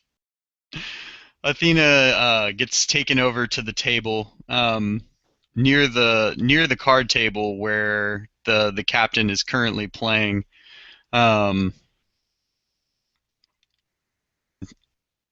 Cyrus, you see Athena and the lieutenant, a tall, broad-shouldered man.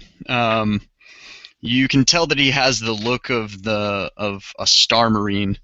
Like he's used to serving in a significantly more active environment than this. Has a slightly disgruntled look on his face that seems to lighten a bit when Athena like waves to you over at the table. And you see he and Athena and the buxom redhead all sit, and drinks are appropriately brought over after. I nod when she waves and lifts a finger to her as I glance around for the others to see if they've noticed that she's entered. Oh yeah, I saw that redhead. Let me see what. Woo! Wait. So I kind of, when I see that he notices, I give him a nod for him to head over there while I finish up my conversation. So I'm gonna look Very over. nice. I'm gonna look over at Dresden, see if if he sees that they walked in. He's still engaged in conversation at the bar. So it looks like you are the first envoy, Garrett.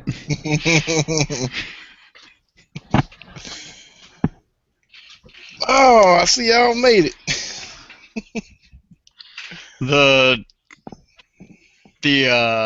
Athena and the lieutenant both just look kind of shocked by your initial boisterous approach to the table.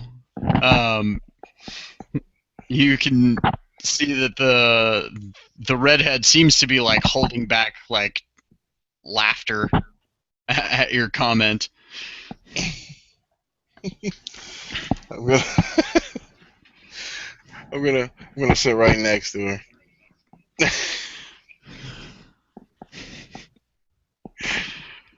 So what y'all drinking? Well, I mean, we were just brought this brew, So, I suppose we're drinking that for now. May I ask, are you the one? Are you Captain Crow? Depends on who's asking. Ah, he's over there. He looks over to the table. Ah, I see. That makes sense. Not that you couldn't, of course, be a captain. You just, when Athena told me of Captain Crow, you weren't exactly what I was expecting. So you serve on the Archimedes, do you? I sure do. I serve well, sir. No need for formalities here. I'm currently off duty. Jacob Strand. You can just call me Jacob. It's nice to talk to someone that's not part of the corporate sector. Oh, yeah. We've been so caught up in bureaucracy around here lately, it's hard to remember what real people are like. You haven't seen many from the private sector through here too much, have you?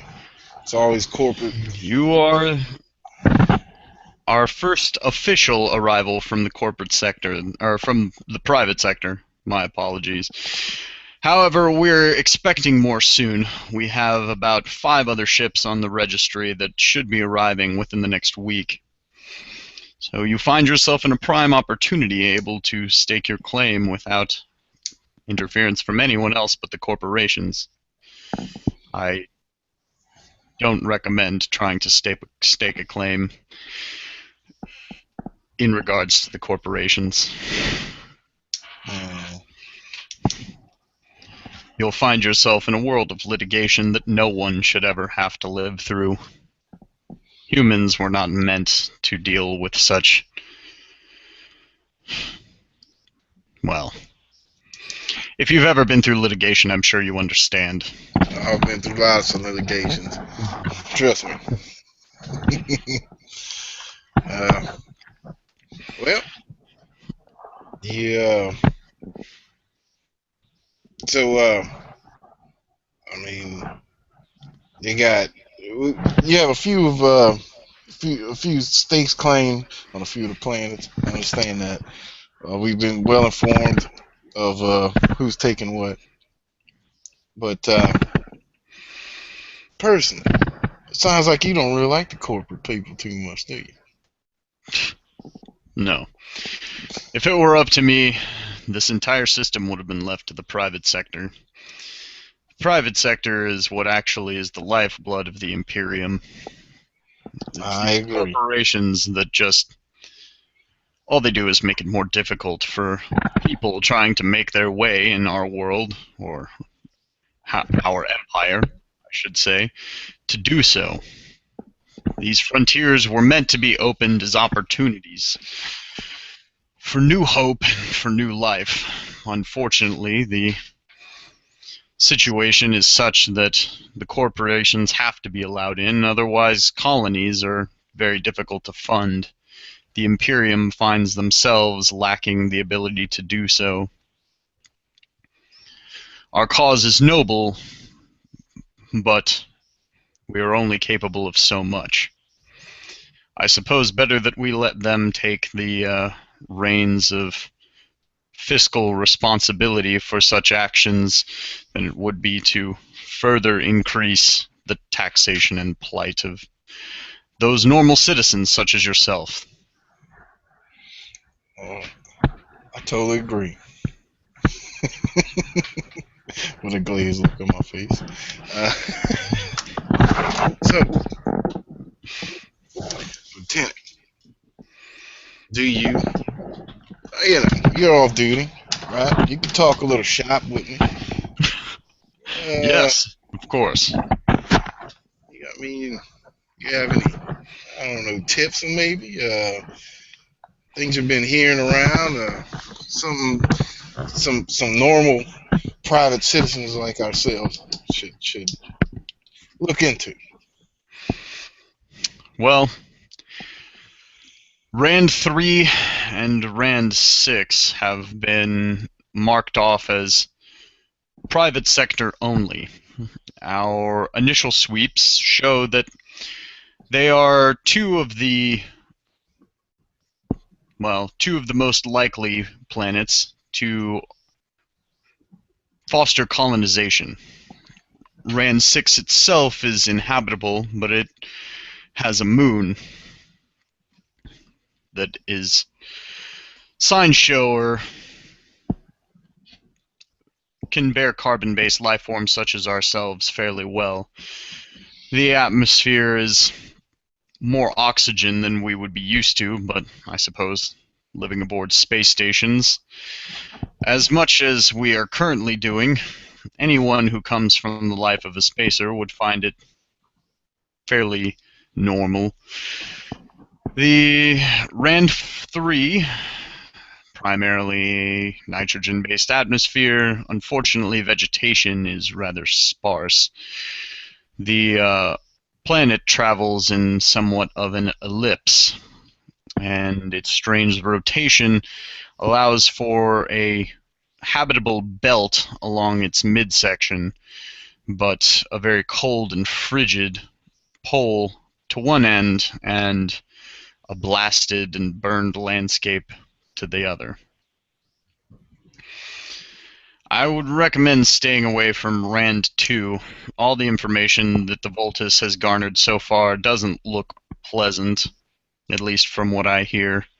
All I know is they keep losing drones, and reports say that it isn't due to, well, natural anomalies.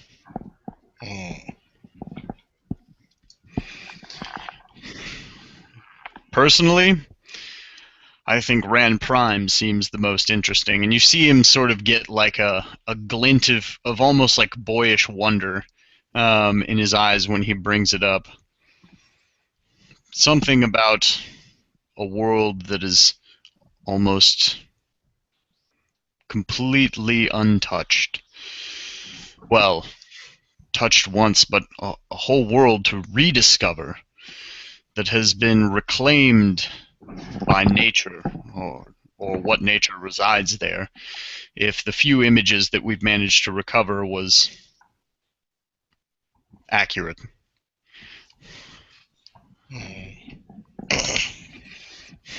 Unfortunately, all of the images that we did recover came from one of our survey drones, so the entirety of the planet's surface may not be as such. Well, I think we're kind of leaning towards Prime, to be honest with you. Really? What it must be like to be able to rediscover the empires of old. I envy you, good sir. Well, if we do, I'll make sure we take plenty of pictures for you there, Lieutenant. I would appreciate that. Alright, so Cyrus, you overhear the boisterous conversation going on at the table next to you. Angela seems to have noticed the fact that, Athena waved to you when she came in, and as she looks over at the rather boisterous conversation as well. Friends of yours, I assume?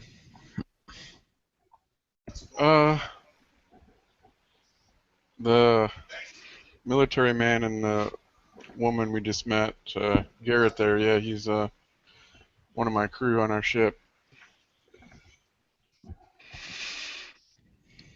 I see.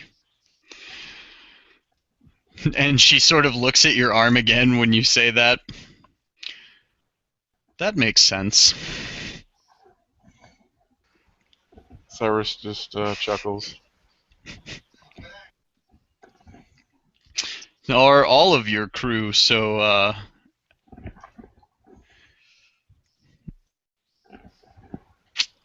boldly spoken? At that, Cyrus will kind of look around to see if he can get eyes on Dresden. You can just sort of barely see Dresden's shoulder sitting at the less populated bar across the cantina from where you currently sit. So he'll get Angela's attention and kind of nod over there and say, "Yeah, that's Dresden. He's also on the Archimedes. That name may or may not be familiar to you." She leans over, having to get rather close to be able to see Dresden around the central lift pillar. Dresden. Dresden Ylvis? The very same. You must be a bold captain indeed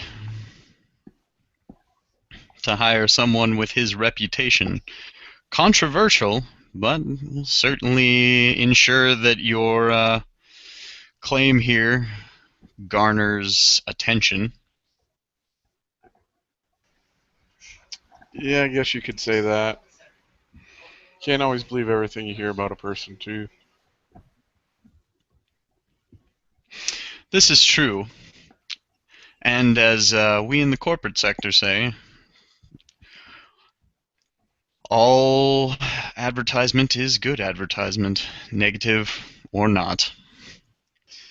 Exactly. Reputation does have its uses, good or bad. It most certainly does. And you notice as you sort of look back that the lieutenant, while engaging your friend in conversation, keeps kind of looking over your direction to see sort of the status of what's going on at the table you're playing at. Obviously, Angela has noticed this as well. I think your friends are trying to get your attention, or it seems the lieutenant is impatient for your time. Yeah, it seems that business calls. Indeed it does. Perhaps Here. we can speak again? Of course. Take this. She produces a card to hand to you. And you see Angela Karras.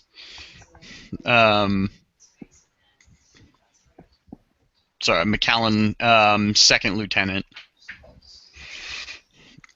He accepts the card, rising to his feet and offering his hand to her again.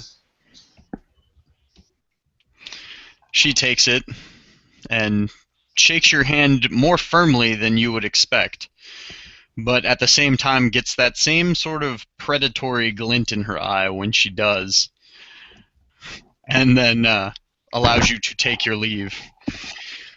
All right, Dresden. So as you sit next to this now thoroughly inebriated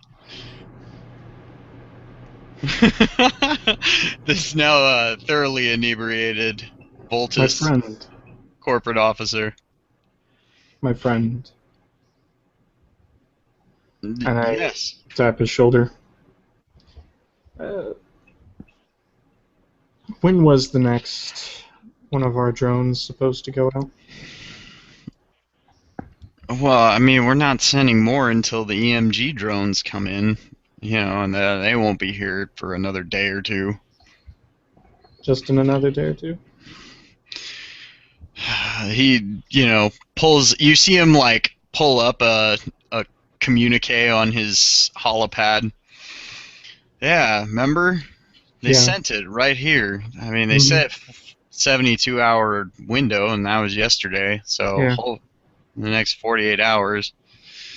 I would figure that the stockholders would prefer a more cautious way of investigating. This one, there would have been a longer time in between scouting. Well, we know there's geothermal activity. We've already lost money on those drones so far. These will allow for atmospheric scans, so that way we don't have to sacrifice any more drones. So it's not that much of a worry. The real pain comes when we've got to try to put boots or metal on the ground, get the damn things if they're there. Right. I mean, how are we going to handle that?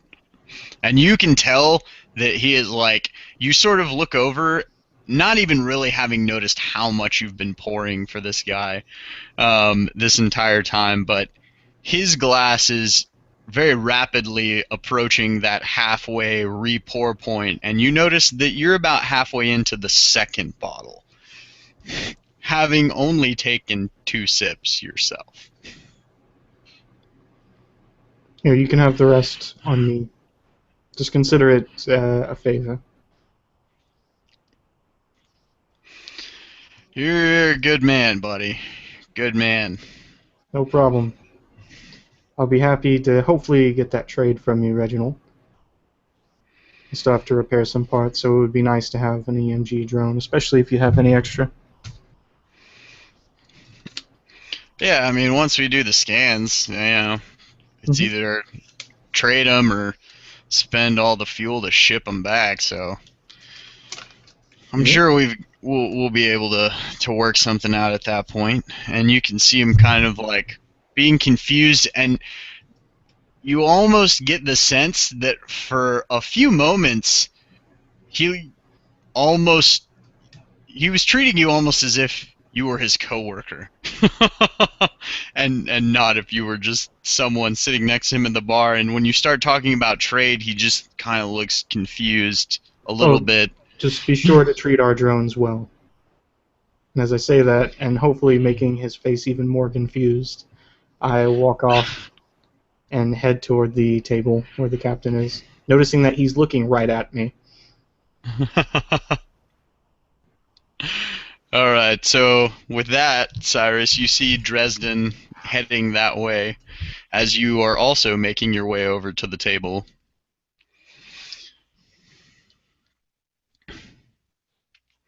So I'll actually make a quick stop at the bar to refill my glass, then head over to the table. And if there's a seat, then go ahead and sit down. Yeah, there definitely is. It's basically you're sitting more at like a grouping of tables than you are like a table itself. Again, that sort of outer couch with the tables interspersed with chairs on the opposite side. So you take an appropriate seat, and the lieutenant gestures with his mug. Ah, Captain, welcome. Thank you. And I'll move over and offer my hand. He extends his hand to shake yours, and afterwards he does his best to sort of like half-heartedly stand at attention, not half-heartedly, but like half able to stand at attention that he's sitting in this sort of like booth thing, and when he does, he gives you the exploratory legion salute. I'll smile and return it. So, Athena tells me that you're here to stake a claim after what was quite a decorated career. No, thank you. I did my best, put in my time. Oh, you did the Imperium proud. If it wasn't because of the efforts of people like you, these outposts wouldn't exist. The Imperium would not be able to expand its continued reclamation. It's an honor, my captain. I appreciate it. So how's everyone doing tonight? As you say that, Athena just sort of looks at you. Oh, we're doing most excellent.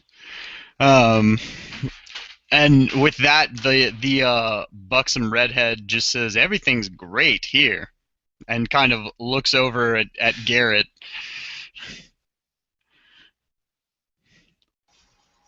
I give a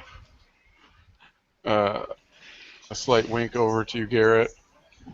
I give a nice big smile. Anybody need a drink, or is everybody else set for the moment? I'm doing good.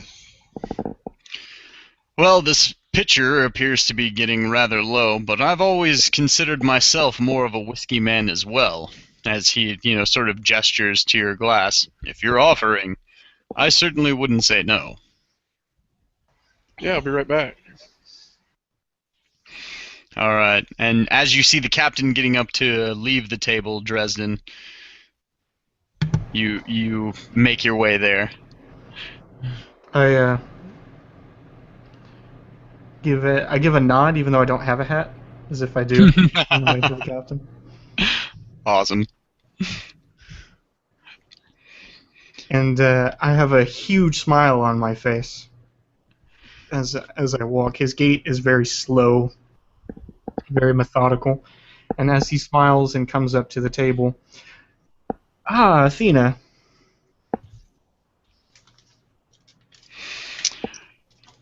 Yes, Dresden? I wish I was able to have made it sooner. I should have. Where's that boy? He was supposed to give you some drinks. Oh, you can see that he's already brought the drinks, and they've already pretty much finished their first round at this point. Turn to Darren. Remember the rest that was on that table? He nods, and you see him bringing over another round of drinks, or starting to pour and prepare another round of drinks to bring over.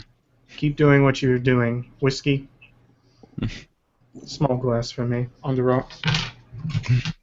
But when Darren comes over, I look at him and say, "Remember what I told you?" I kind of put my hand on the back of the redhead's chair. I do apologize for my friend's garishness. He can be a little excitable when he's consuming. Nobody knows what the hell you talking about. Shut up. And with that, the redhead chimes in. Excitement is exactly what we need around here. This place has been nothing but a corporate bore for far too long. I thought people from the private sector would never arrive. I lean in on Athena. She a former sorority. Yeah. That's okay. Just tell her Levi could trust me on this one. You know my reputation. He's well built. She kind of she gets kind of a look on her face, and then looks over at her friend and looks back at you and is I somehow doubt she'll mind. Not too picky. Well, she'll have a pleasant surprise coming to her. As he says that, I introduce myself to the captain, Dresden Ylvis. Your reputation precedes you. But it is a pleasure to make your acquaintance. I suppose not many become infamous under such circumstances. That's all right. I suppose fame and infamy are separated by public opinion. I can't say that I disagree with all of the populace, but standing before me now, you don't seem to be the crooked sort that much of the media portrays you to be. Of course not. Honesty is my specialty, and I have to make it such in order to counteract such claims as I'm sure you can imagine. I would imagine so. Living in the public eye as you have, I can't say that I would enjoy the same. Never said I enjoy it. He This still is very has a huge smile on his face.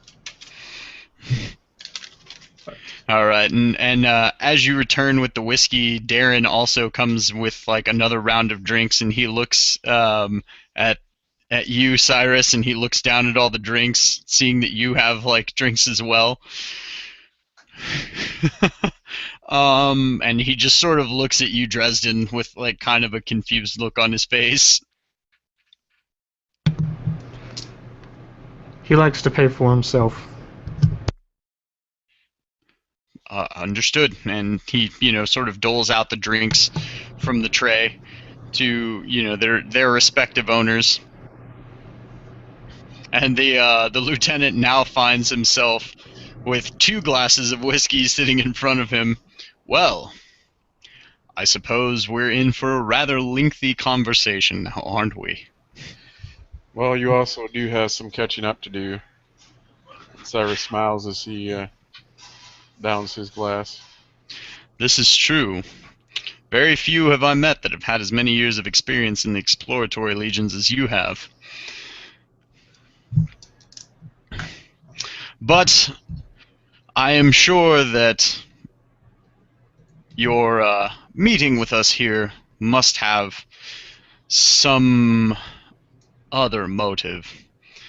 Or have I become completely jaded by the corporations?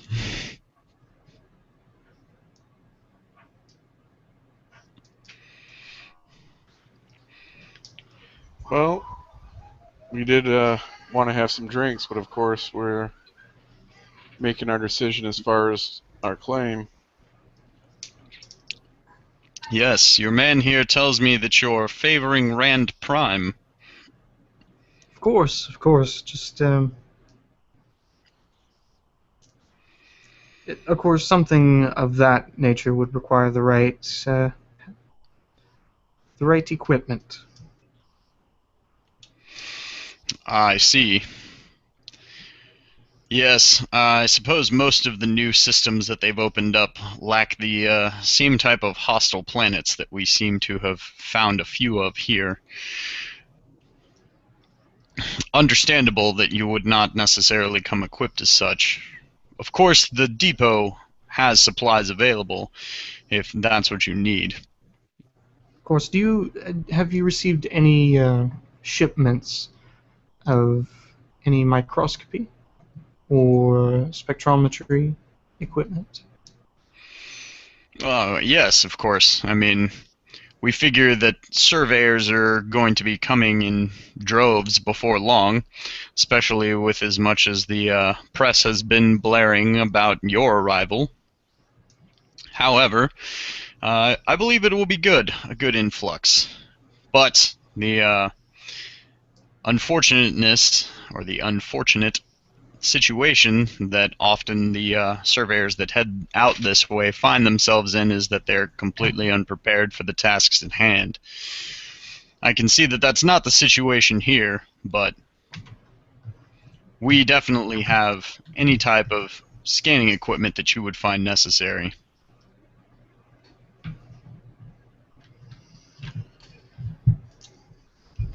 That is both good and bad news, I suppose. At least one in terms of competition and one in terms of requisite supplies. Says that, scratching his ear.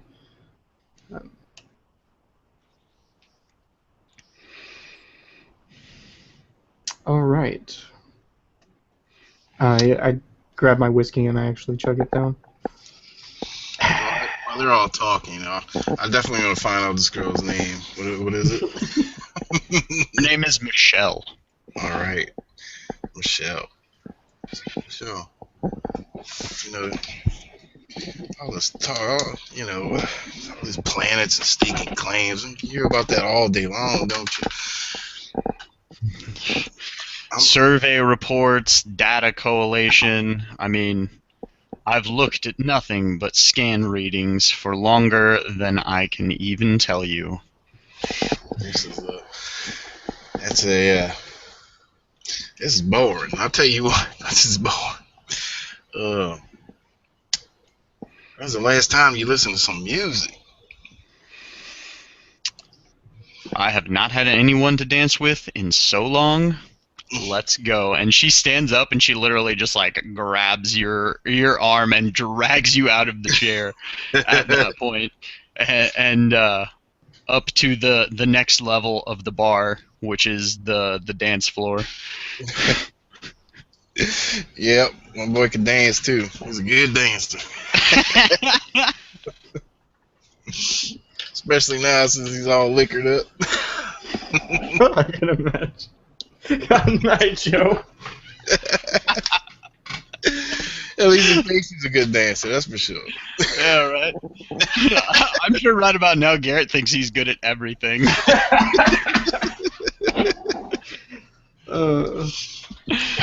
Oh man. Oh yeah, we dancing. I'm giving a little sweet nothings, and with that, Athena kind of like leans over. Good distraction. Yes, good distraction. She kind of gets a smirk, like a very pleased with herself smirk on her face after you confirm that. I would be very surprised if I don't wake up and seeing her on the ship needing to cook breakfast for all of them. At the mention of that, as he's sipping his drink, Cyrus glances back over to the table where he was at to see if Angela's still there or not. It appears that Angela has vacated her spot at the card table.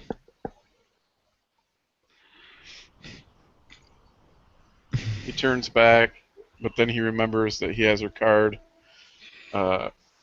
absently touching the pocket with his hand as he smiles to himself. A funny story to share. As you can tell, the lieutenant obviously noticed your smirk. I intend there to be. One in the making, then. All the better. But come, tell me of your time in the Exploratory Legion. I suppose we've talked shop for far too long. And you guys commiserate the night away with more drinks. The lieutenant literally hangs on like every word of your stories. Is there anything else specific from this particular social interaction that you guys were looking to accomplish? I don't think I need to say what I was looking to accomplish. But if that does happen... Yeah, right. But if it does happen... We're going to get that as a given. I just wasn't going to go into gory details. If that does happen, it cannot be on our ship. I will not bring anybody to our ship. Nobody's allowed to see the inside of it but us. Okay. All right. Cool. Cool. I like that. Yeah, after things would break off, Cyrus would try to get a hold of Angela if she had her place to visit and have a drink. If not, then head back to the ship. Gotcha. I would merely try to make, just ask questions to Athena and to the lieutenant about themselves constantly. After, of course, in between the stories, I would ask about a little bit more about what companies came in once in a while. And I would buy them drinks like specialty alcohol to take home and say that it's okay, it's a favor. And try to get their contact information of both. Yeah. Both offer up their contact information to you. Athena gives you her actually gives you her contact information. The lieutenant gives you his direct office contact information, not his private. But it does mean that you have a direct line to his on-duty office.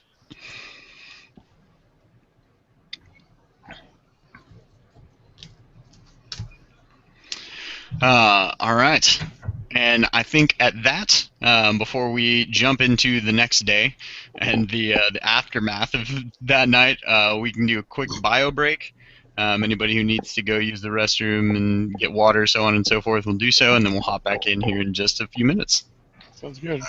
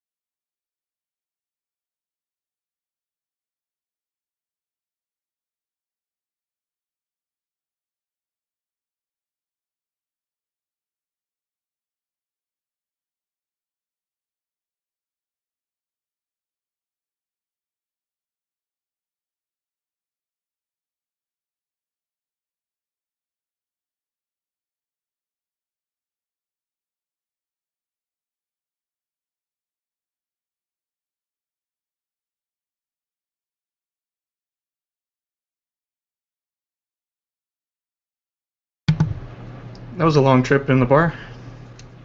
Dude, yeah. Well, I mean, I kind of the prologue. I mean, I wanted to set it up to where you guys had like enough information to sort of make an educated decision about like what route you wanted to go from here. I So don't I'm know. guessing it would take I 2 didn't. sessions worth of time to go to 2 planets, to go to 1 planet. Yeah, I mean, basically, that was kind of my goal, is to like get you guys to wherever you decide to go to, whichever one of these planets you decide that's your exploratory decision, and then the next 2 sessions will be, you'll get there this time, and there'll be a little bit of initial, contact, and then the 2 sessions after will be your actual like exploration. Gotcha. Because Dresden was thinking up a scheme of what to do with the company. Oh, nice. Which which company? Like the ship? Valis, or whatever it's called. Valis? Oh, Voltus. Voltus. Yeah.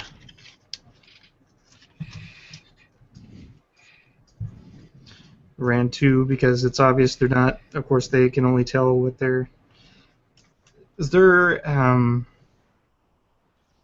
What are the legal obligations from the Imperium to the.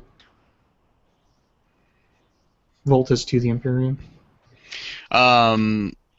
Legal. I mean, it's basically the corporations they're given more leeway as to what they can keep, but all of the corporations get automatically taxed for the value of what they find.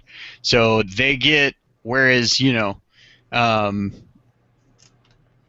guys, if you go in and claim something, the Imperium just has like first purchase rights. If they decide, you get to set your price, but the Imperium has the option to buy first, basically. And they get the option to buy first again if you decide to reset said price. Whereas with the corporations, they get to keep anything they find or any mineral rights they discover, but they get taxed based on those. So basically, they have to pay the Imperium for what they find, is the primary difference. Gotcha.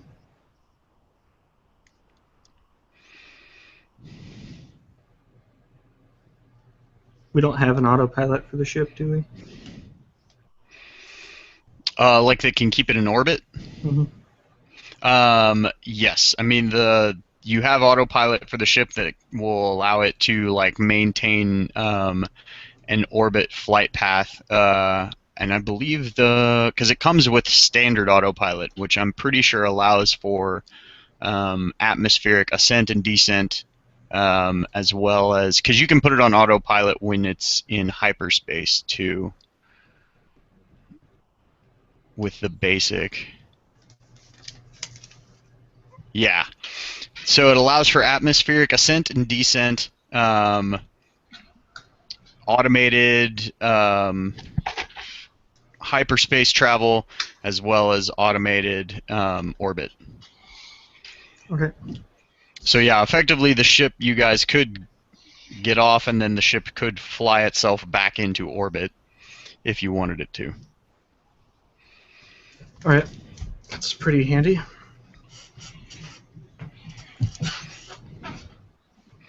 If we could get ourselves on the EMG for.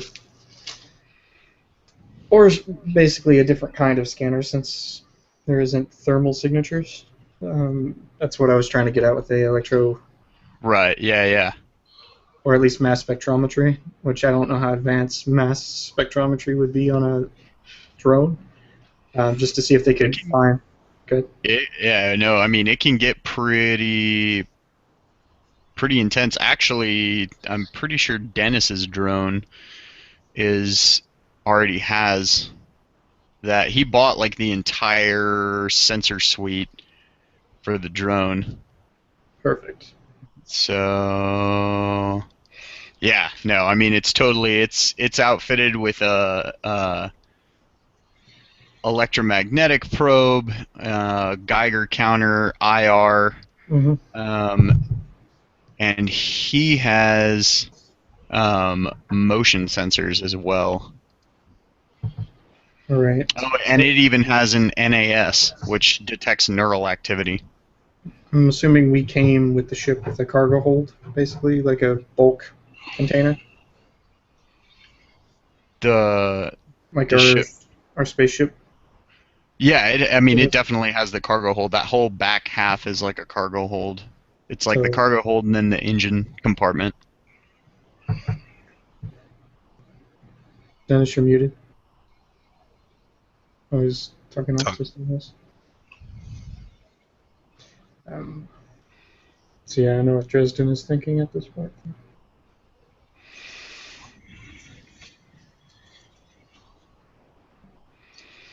Is he too much of a bastard? Do I have to... Dresden? No, I think Dresden's great.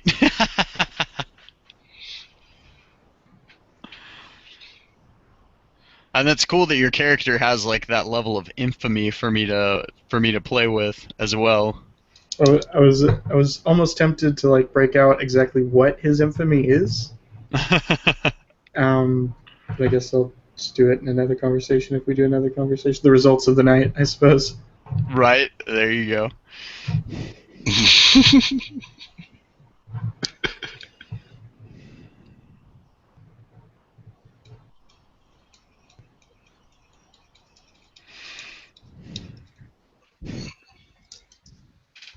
So that was a lot of fun.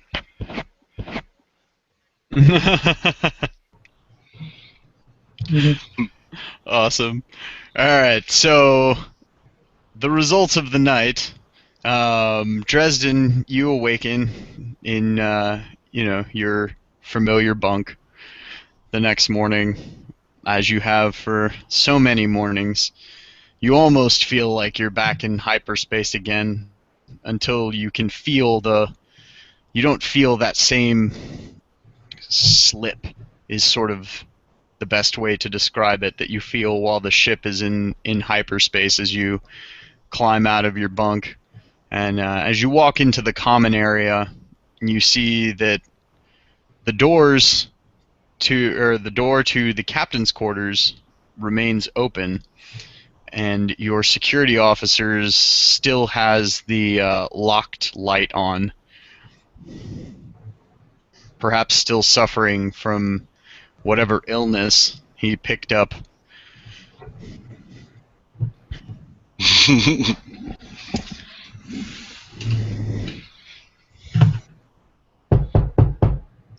Garrett, are you in there?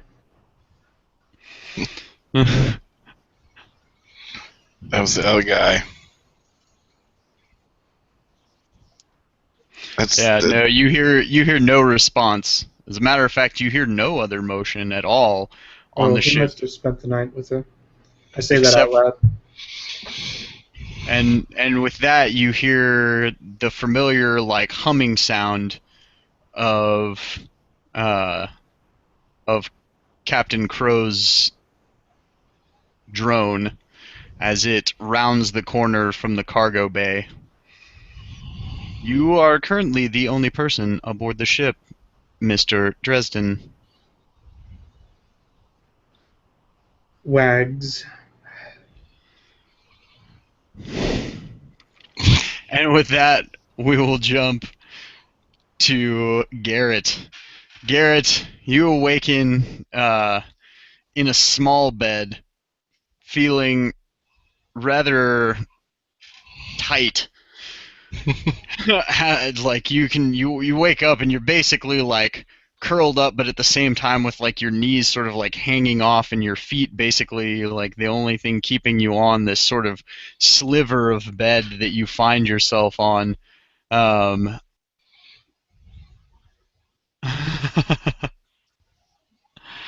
And you sort of reach over and roll over next to you, remembering, the last thing that you remember from the night before, and you just find a data pad sitting there next to you in bed. And when you pick it up and look at it, You just see, had to go to work. Feel free to help yourself to any of the food in the fridge. I said, dang, that's the first time a woman let me sleep in the bed with her in years. She put up with my snoring and my night terrors. Damn, I must have been knocked out. That's true what they say. Red up top, fire below. Man, I just kept having this weird dream about throwing the antenna down the hallway, though. Just weird. Anyway. And as you sort of, more come into your senses, you notice that you're actually still wearing one boot, but your clothes appear to be scattered like all about the room. First thing I think of, oh, I gotta get to the ship. So I start gathering all my clothes up and putting everything on, and I open up the fridge and grab a little something. So, that late night drinking, you gotta eat something nasty and greasy. So I grab something and start munching on it and trying to find my way to the ship. Alright. So, and with that, we'll hop to Cyrus. Cyrus, you awaken to the sweet smell that you haven't smelled in some time. The aroma of freshly brewed coffee. And you're almost sure that it even smells like it's real beans, not the reconstituted stuff that you've, so used to drinking in the past, but So, real, honest to God coffee. And you feel movement next to you, and you see Angela Coffee as she gestures towards you with a mug. as the scent of coffee first moves over him, he hesitates to open his eyes, worried that if he does, that he'll wake from the most glorious dream that he's had. But the sound of her voice, a broad smile touches his lips as he opens his eyes and turns to look at her. And that sounds wonderful. Thank you. And she stands up, robed, and walks over to a computer console. So, I know that this seems terribly forward, but I do have a favor to ask of you.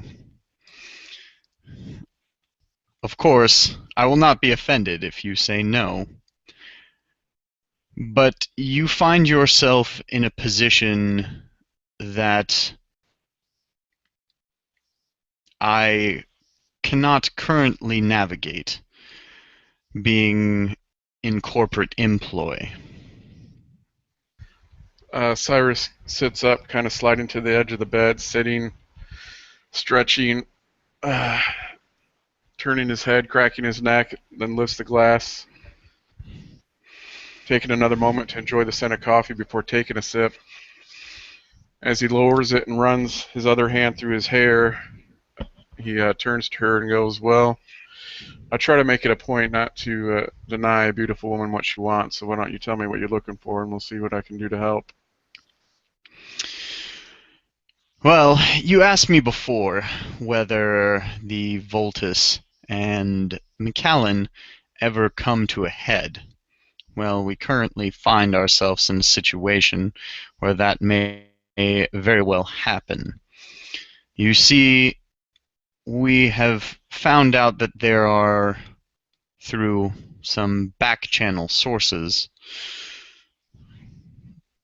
there are numerous fuel deposits beneath the surface of Ramp 2. Obviously, for notable reasons, only private sector may stake claims on a planet that has been formally claimed by a corporation. you find yourself in a position to be able to stake a claim on Rand 2, and of course you could, the Imperium not wishing to purchase beforehand, you would be able to sell any fuel deposit rights that you discovered to whatever corporation or entity that you saw fit. At that, Cyrus will smile, and I suppose you might have a particular corporation in mind. I do, and one that I believe could make it quite worth your while. You see, I know you must yearn to claim more than your current 14%. I hope you don't mind, I did a bit of research this morning. I see. My company would very easily be able to provide you with enough to purchase an outright controlling share of your ship. Not enough to garner all 100%, of course. That is assuming you wish to purchase Mr. Ylvis out of your ship completely. But we would be able to provide you with enough funds to purchase roughly another 20 shares. Another 20. Well, yes, that would be a big step towards owning the ship outright. Well, I, of course, will not force your hand in this, and do not expect this favor in return. Please don't think that that was last night's only motive. he chuckles at that, taking another sip of coffee. I wouldn't dream of it. Well, you have made an interesting offer, one that I will speak with my crew about, and I will get back with you.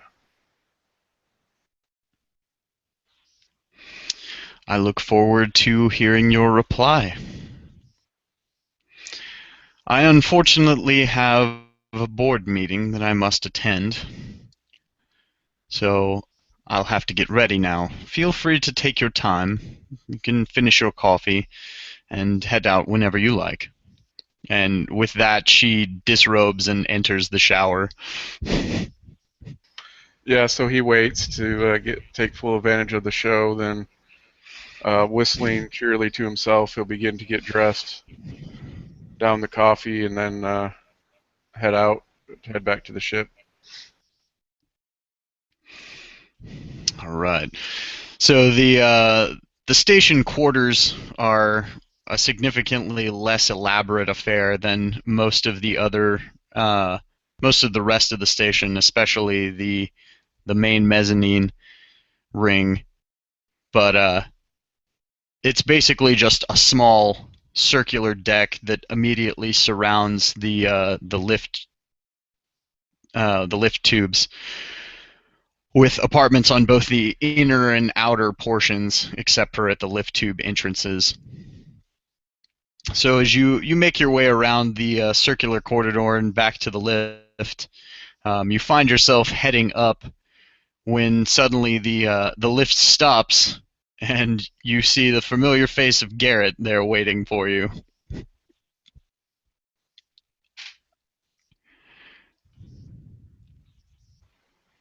I smile and give him a thumbs up and kind of step aside to make room for him to enter.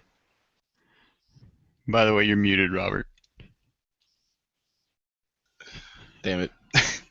Oh, you didn't sleep home last night either. Oh, yeah. Do the curtains match the drapes? I couldn't tell you. She didn't have any. Oh.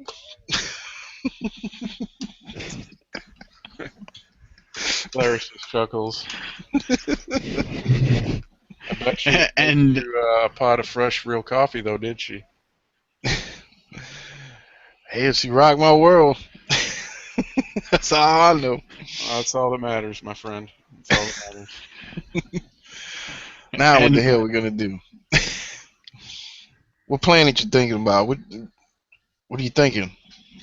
Well, that's funny that you should bring that up, but I think we should wait to get back to the ship before we discuss it. All right. and with that, Dresden, down the docking corridor, you hear the familiar voices of Garrett and Cyrus. I walk out in my wife beater. Like a nice Austin Powers hairy chest. His age is showing because his makeup isn't on quite as quickly. He hasn't powdered himself like he normally does. Popping his fingers one by one. Finishing the saucer that he had of his own breakfast, layering synthetic bacon and some eggs, like some of the basic scraps that they've had on the ship, just finishing leftovers. Man, that smells good. What did you make for us? Nothing. Oh, man. I And that slap you on literally, like, you smell the unmistakable scent of fresh coffee on Cyrus when he walks up. Smells like you already had plenty. Cyrus goes, oh, man, gives him a slap on the shoulder. Don't be jealous. Trust me, I'm not. And then You already know I've already had plenty of that back in the day. Very true, my friend. We got some business to talk about. Something that just came up this morning. Yes, I've been thinking about it since my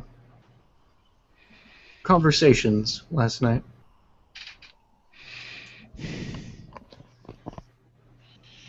I sit down at the table, like I guess toward the back. Like there's a commune area, right? Like right outside my room. Commune area. So I sit down at a small table right there.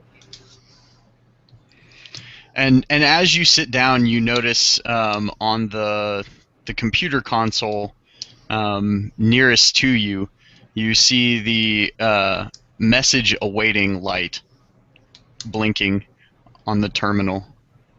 Tell me what you were doing, please, Captain, while I look through this. Cyrus slides into the booth as well, giving a small groan as he kind of stretches out again.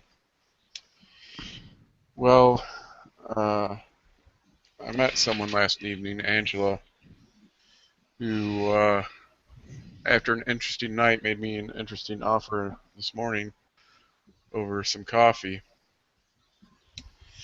It seems she has some reason to believe there might be some fuel deposits on Rand 2. And being of a corporation, they cannot stake a claim on it at the moment. So they're offering to buy us 20 shares in the ship to stake a claim, and if we can discover there is fuel, to sell them the rights to it. There is fuel. Say that with confidence, and then open the message. All right, as you open the message and quickly scan through, you see it's a message from the director of shareholders for the Archimedes. Mm-hmm. The message reads as follows. We believe it would be in the best interests of profits garnered by the ship for exploratory claims to be staked on Rand 4. If you do not feel as such, we would appreciate you presenting your findings and informing us of which claim you intend to stake. Thank you for your time. Archimedes Directorate Council.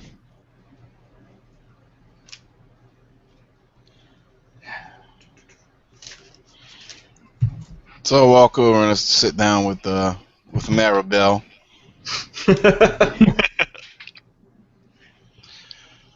Kind of look over at the captain. I look over at the captain and say, you know, How do you know you can trust this woman? She gave you a little tale last night. Get any of that in writing, or how we know they're gonna keep up their end of the bargain? You want to lose this ship? How would we lose the ship? They just shareholders want us to go to 4. Well, they give the option of us presenting another plan. I'm sure we can convince them otherwise. We're the only ones who have access to 4 other than Voltus. I'm sure that's reason enough for them. Well, I'm just asking. It's your decision, Captain. That's why you're the captain. Well, and you got to keep in mind if we do find fuel deposits, if There are fuel deposits.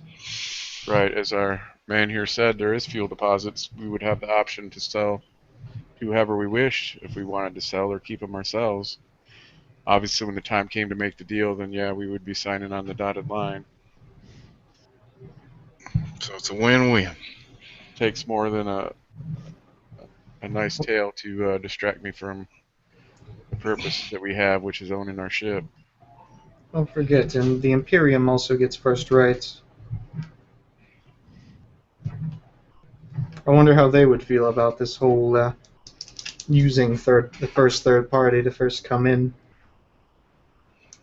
order to stake a claim on a planet that's not theirs.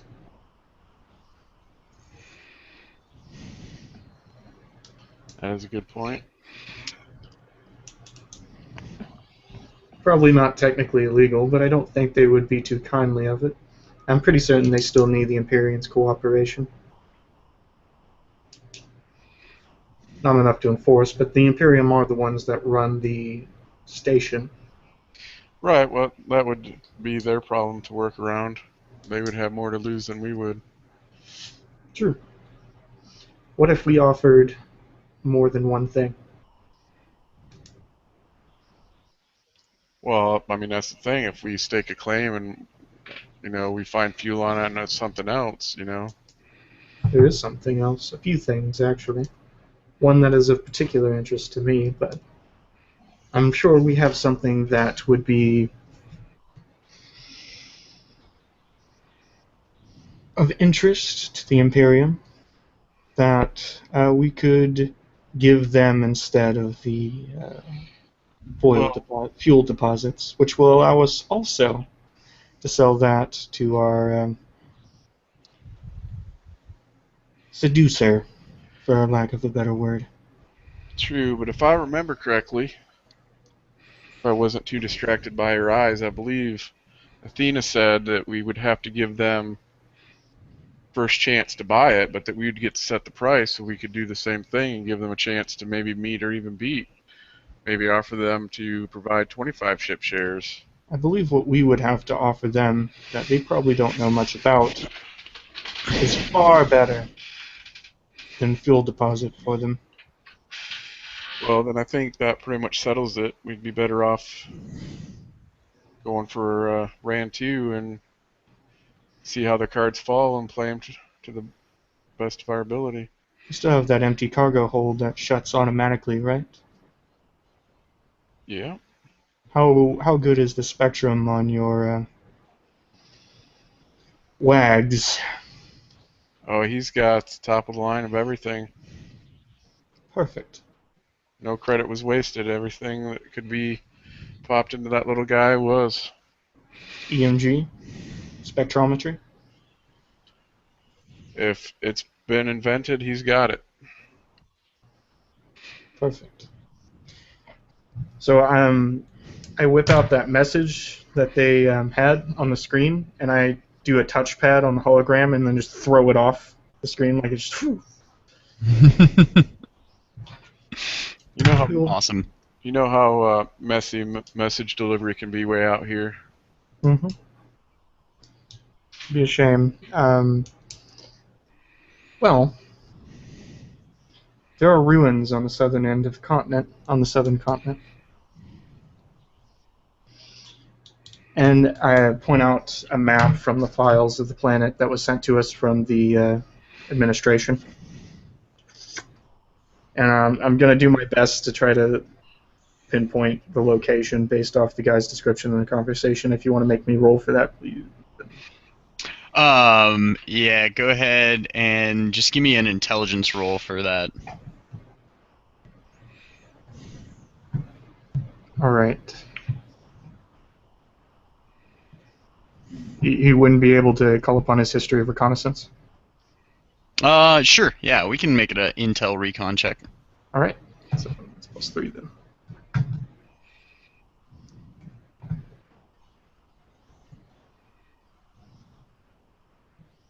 That is an 11. Yes. All right. So yeah, no, you were basically able to, from the descriptions given to you by Reginald. I mean, it's somewhat of a broad area. It's about a 20-mile radius, but when you're talking about an entire planet, that's a pretty good idea. Yep, and it's on the southern tip of a continent. Yeah. If I'm not mistaken from what he said. So I point out and I draw a big circle using the drawing application of this particular map feature, which I'm assuming is already built into these files. Because holograms are fancy, they're probably like more than terabyte itself just for the like. It's probably an operating system within an operating system just for this kind of file, I'd imagine. Oh yeah, absolutely. So I draw a little circle on it. In this area, there's ruins. And from what I got from our good friend from Voltus, which would be our only competition, which we're not going to have much of, because they're still shipping in their equipment.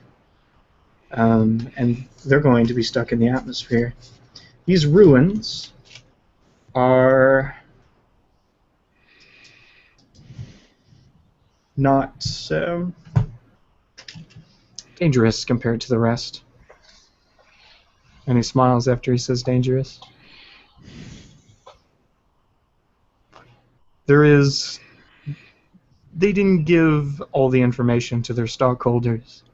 You see, there's creatures with teeth that have been dealing with their drones that avoid heat scans. Interesting.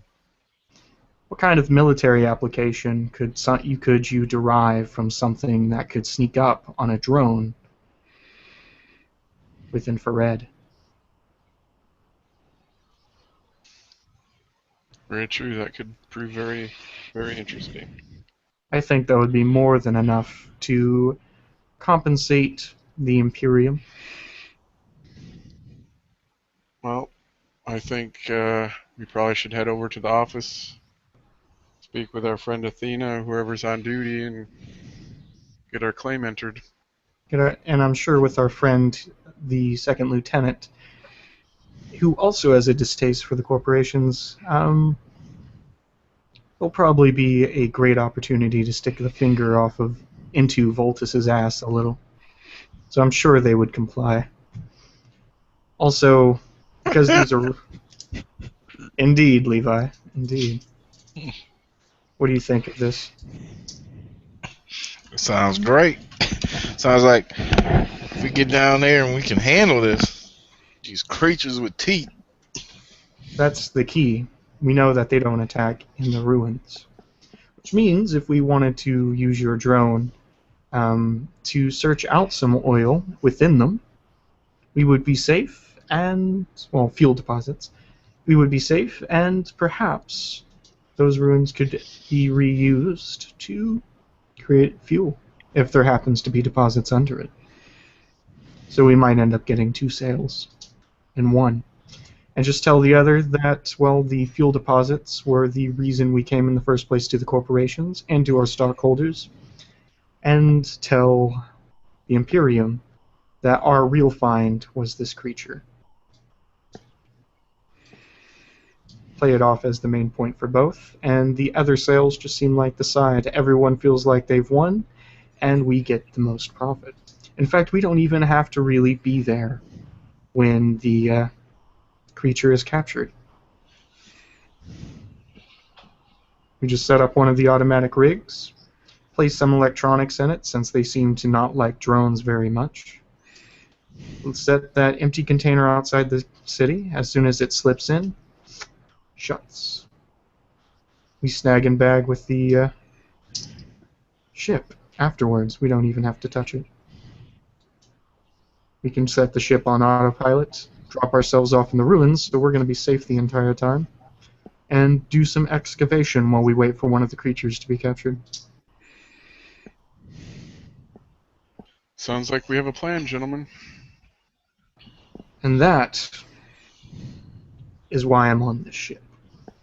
He sits down, puts his feet up on the table, leans back, and then he pulls out a cup of coffee that he's been hiding from everyone.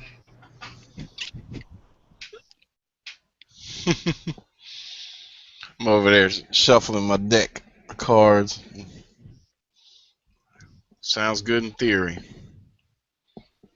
And that's what we're here for. So we're putting all our cards in the Rand 2. 52 pickup or Texas Hold'em? As you say that, he lets them all fly in the air. And you gentlemen are able to go to the Imperial Surveyor's office. Athena is there behind the counter, looking a little less composed than she did the day before from the long night of drinking, but she seems to perk up quite a bit as you enter Dresden. And as you file the claim, she just winks at you and tells you, "I wish you the best of luck. Let me know how everything goes down there." Sure. And I appreciate someone who would drink with a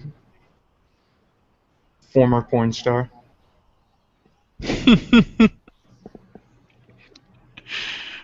Life has to have some interesting moments. And with that, we will close tonight's session. That puts us at the 3-hour mark, which is, I know, what we were trying to stick at. So thank you, everybody who watched. Thank you to anyone who watches in the future.